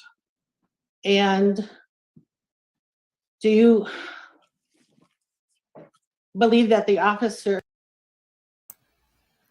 The husband said she did nothing wrong. Case dismissed. That's what they were hoping would happen. Maybe this does happen, but only in fantasy land. Has changed his story from the hearing that we were I'm in. going to object again, Oh, Your wait, Honor. that was We're talking when I about was testimony talking and about. it. I'm sorry. I just remembered Sustained, Miss that. DeHart, please Yes. move on from the informal hearing. Thank you. I'm sorry, I forgot about that. So do you believe that the officer's testimony today is not accurate and not true to what he told us when we were pulled over? Objection again, Your Honor. She's going back to the same thing that you just told her not to do. We're gonna get a lawyer. Yeah, I think I need some representation. This is. I don't know how to handle it from now, Your Honor, because I think I've clearly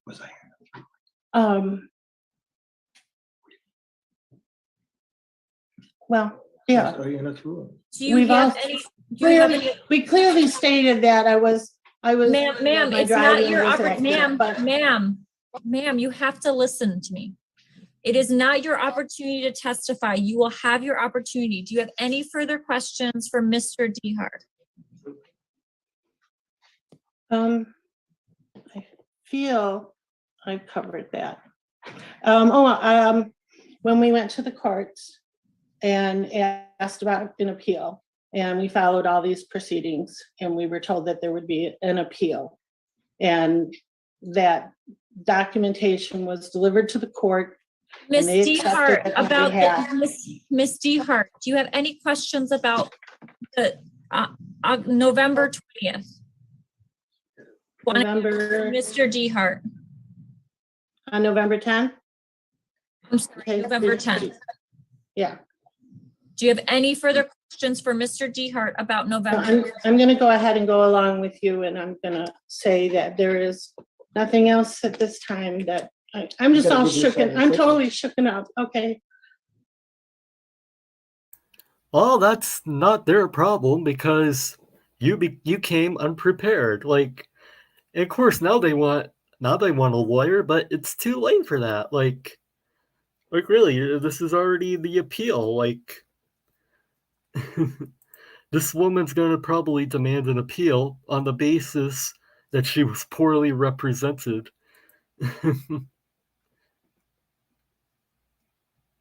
She needs to turn on the waterworks. Yeah. Well, that's not going to help her problem. I mean,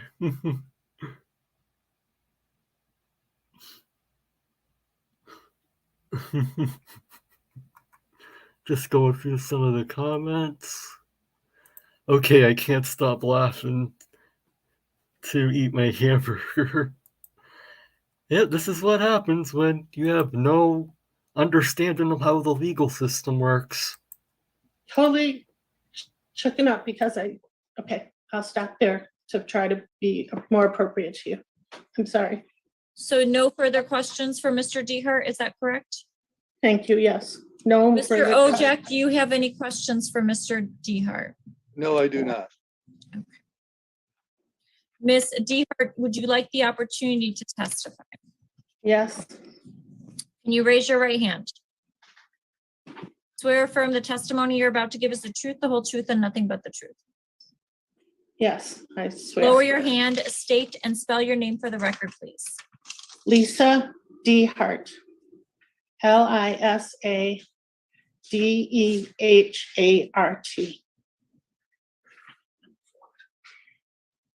Go ahead, ma'am. You can tell what happened that day in your own words. That I was day. pulled over by, I'm sorry, I didn't hear you. I said, stick to what happened that day, not about what happened at the formal hearing. Thank you. So that day I was pulled over by Officer Belknap, and he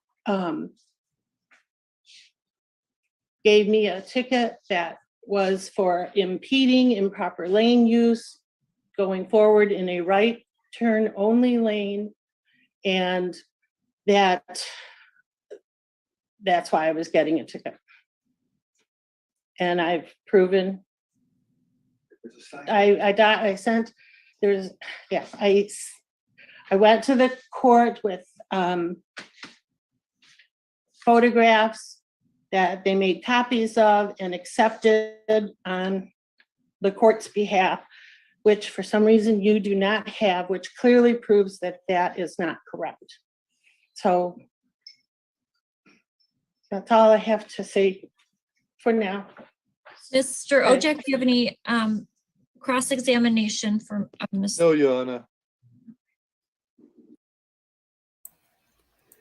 If I were the judge, I would ask her if she would like to adjourn and get a lawyer. That would be my extent of patience and mercy. Yeah, I'm kind of surprised that the judge didn't do that, but I mean, it is what it is, honestly. In effect, ooh, still going. Yep, we're still going. Ineffective assistance of counsel. Mr. Ojek, do you have any further, I'm sorry, Ms. Dehart, do you have any further witnesses? I would have a witness from the courts to show that I submitted evidence, but I don't have a way to contact them right now, so I don't know. Do you suggest anything on that? I can't give you legal advice. Okay. Then can I have more time to get that witness together that can find out what happened with the documentation that was left with the courts? No. Mr. Ojek, do you have any closing statements? Hey, Cynthia, good to see you. I hope you're doing well. Just got here. She needs counsel.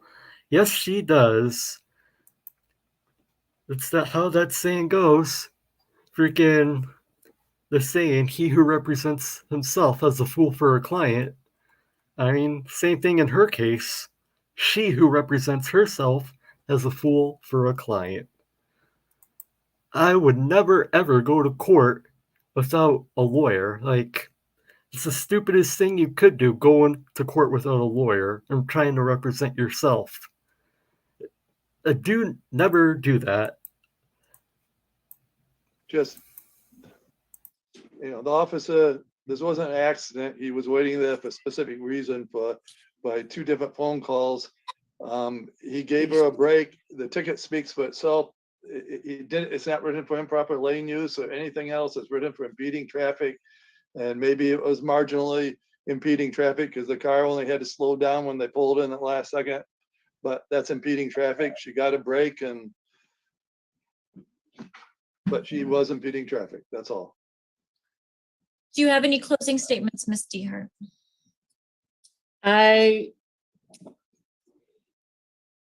Your Honor, I'm very sorry that we have to take up your time on this because I think that you have not been told the truth in this case. So my closing statement would include that I wished the court proceedings worked and you had the paperwork in front of you that you need, and that the officers story has changed in three different times, and I just don't know what else to say. I just would appreciate that you dismiss this and we can have our money returned, because as everyone knows, money is very tight these days.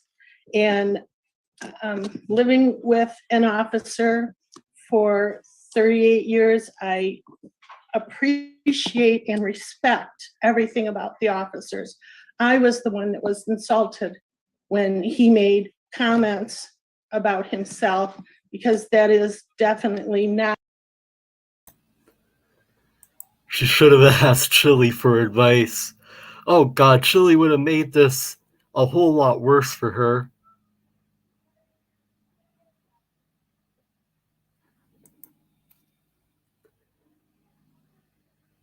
In fairness, most people wouldn't need a lawyer for a traffic ticket, especially a minor one.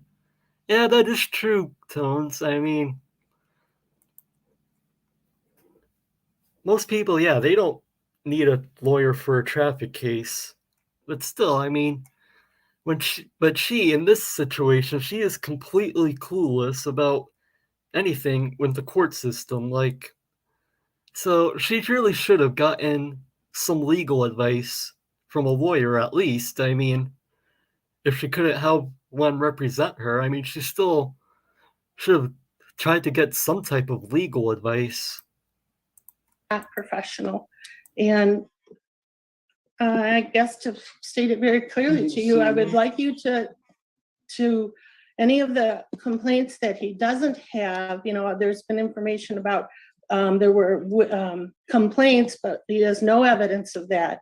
And I clearly, again, state to you that I had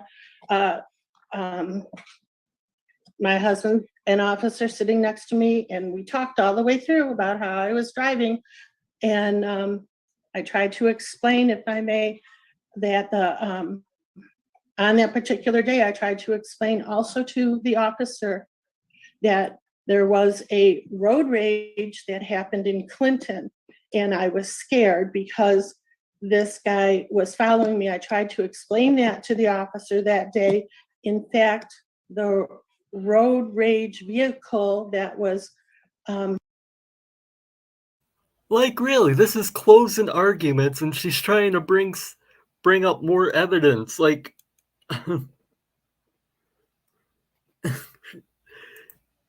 she made a mountain out of a molehill to fight this ticket. The fine was probably less than $100 for all we know, and she's acting like she's on trial for murder.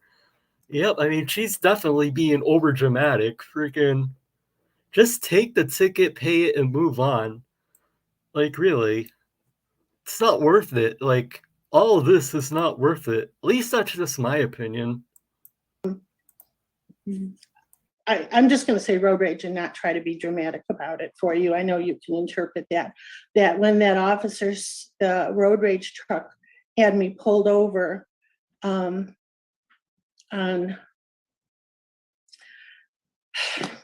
the truck went by hooping and hollering out the door. And I pointed it out to the officer. Maybe I should have asked the officer that question. I'm sorry, I missed my opportunity to show him that was the car that was harassing me on the road. And, we were just trying to be away from that. Times are hard these days and things are very, very rough. We certainly don't need some kind of road rage out there. And I honestly feel confident telling you that I did not do any illegal driving. And I've already paid my fine. So there's, it's just a matter of you reversing. I thought it was an appeal, so I don't quite understand. I didn't understand that it's a whole new court case, as you've explained to me now. So I don't feel prepared. And so in either case, I would have asked that you either I don't know what I'm asking for, dismiss the ticket and realize that It's tough to get a lawyer for traffic courts. The stakes are so low, it's generally not worth the money. That said, some lawyers do consultations without agreeing to represent. Legal aid, maybe? That's what she should have done. I mean, if she couldn't get one to represent her, I mean, at least go consult with one so you can get an idea of what you're trying to do. This is an appeal. I mean, yeah, I'm pretty sure, yeah, this is an appeal of her appeal. And she was already ruled against, she already had a judgment ruled against her previously. Guess she failed the YouTube law course. I would have dismissed it out of lack of patience.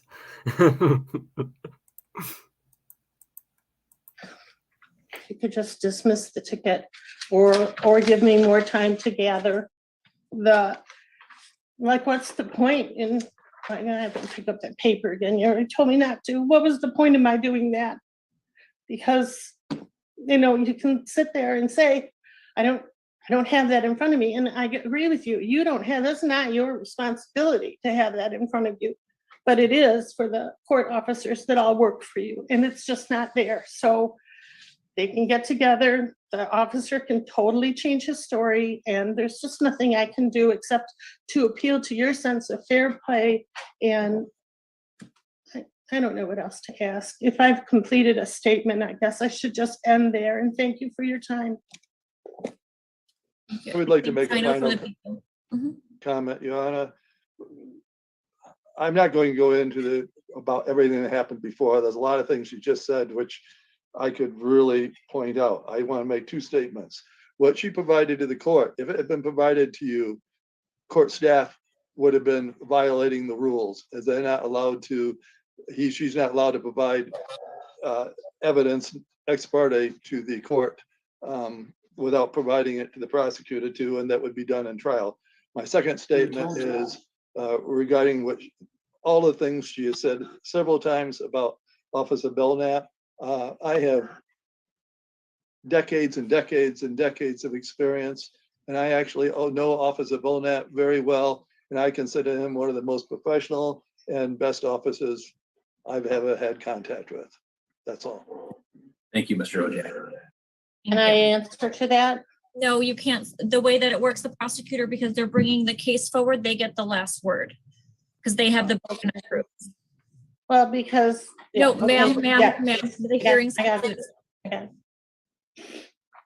After listening to the testimony from Officer Belknap, as well as the testimony from Kevin Dehart and Lisa Dehart,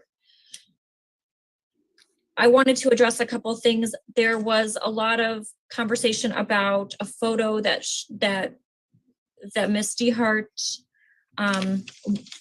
she submitted to the court. It is correct. It wouldn't have been appropriate for her to not also include the prosecutor in that communication. Nonetheless, it became clear through her own testimony of what this picture would have reflected. And from the officer's testimony, it doesn't sound like this picture had any relevance to what this impeding traffic ticket is about. So had it even been submitted, I'm not sure if it would have been appropriate to bring forward in this case, because what the picture seemed, what I believe, or what it seems that Ms. Dehart was saying that the picture was portraying had nothing to do with why she was pulled over. So I'm not sure that picture had any relevance. So I believe it wasn't actually submitted. Ma'am, you cannot speak. I'm sorry. Ma'am, you cannot speak.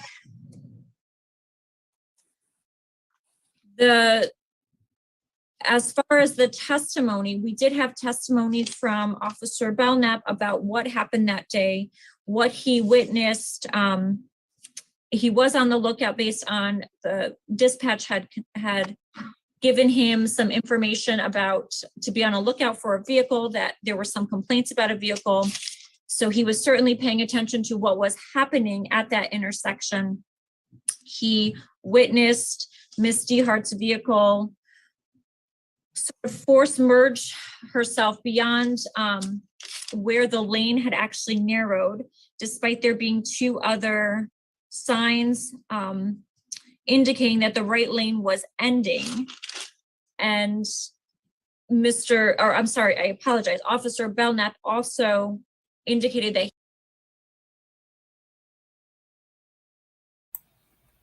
That is a good question, Joshua. I mean, this is a Zoom hearing, so this is on Zoom court, so why didn't the judge just mute her? Like, she's done talking, the case is over, the judge is making her ruling, so like, she should just mute her. Like, yeah, I do love his commentary, the comments from Squishy Garner.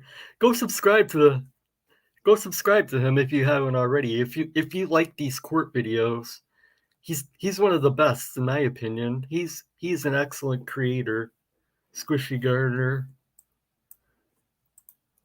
he witnessed the vehicle behind Miss DeHart's vehicle that she cut in front of had to slow down. After Miss Officer Belknap's testimony, there was no testimony offered from the other witnesses that testified about what exactly happened at that intersection and that merge. There was no explanation or alternative facts given to what may have happened at that intersection that perhaps Officer Belknap may have confused or may have missaw. There was just no testimony given about what happened at the intersection at all. I did find Officer Belknap's testimony believable, and I do find the prosecutor has met their burden to show that there was enough evidence by preponderance of evidence that Ms. DeHart had committed the civil infraction of impeding traffic. And I will find her responsible for that. Fines and costs were assessed previously and they were set as a bond in this matter.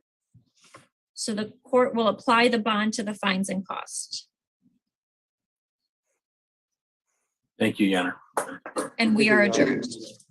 And Yana, is that it? That was the last thing. There's nothing else. Yes, we are adjourned. Thank you. And that, my friends, is a great example of why you should never represent yourself, or at least, if it's traffic court, I mean, at least consult a lawyer prior to going. I mean, just don't go in there clueless and have no idea what you're doing.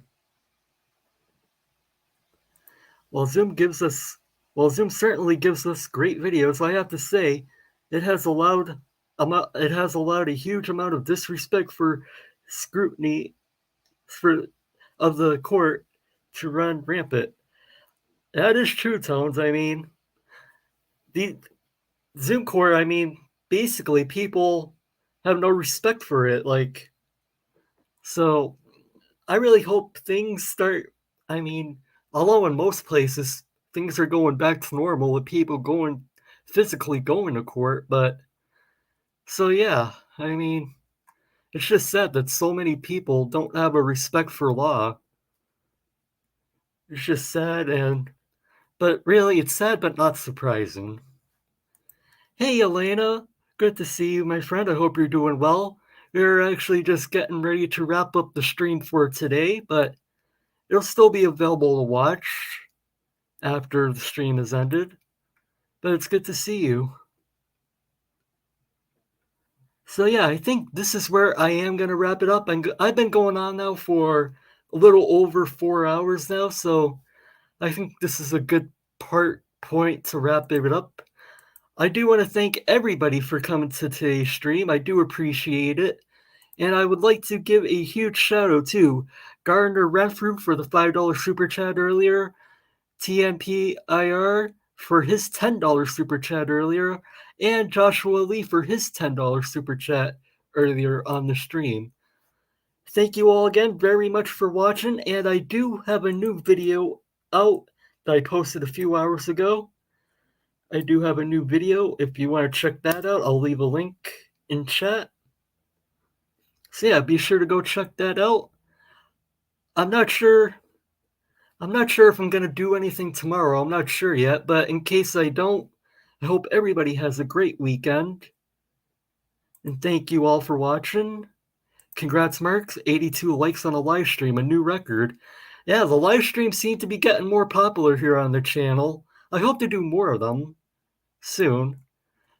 But yeah, I want to thank everybody for watching as always, and as always, I'll see you all next time.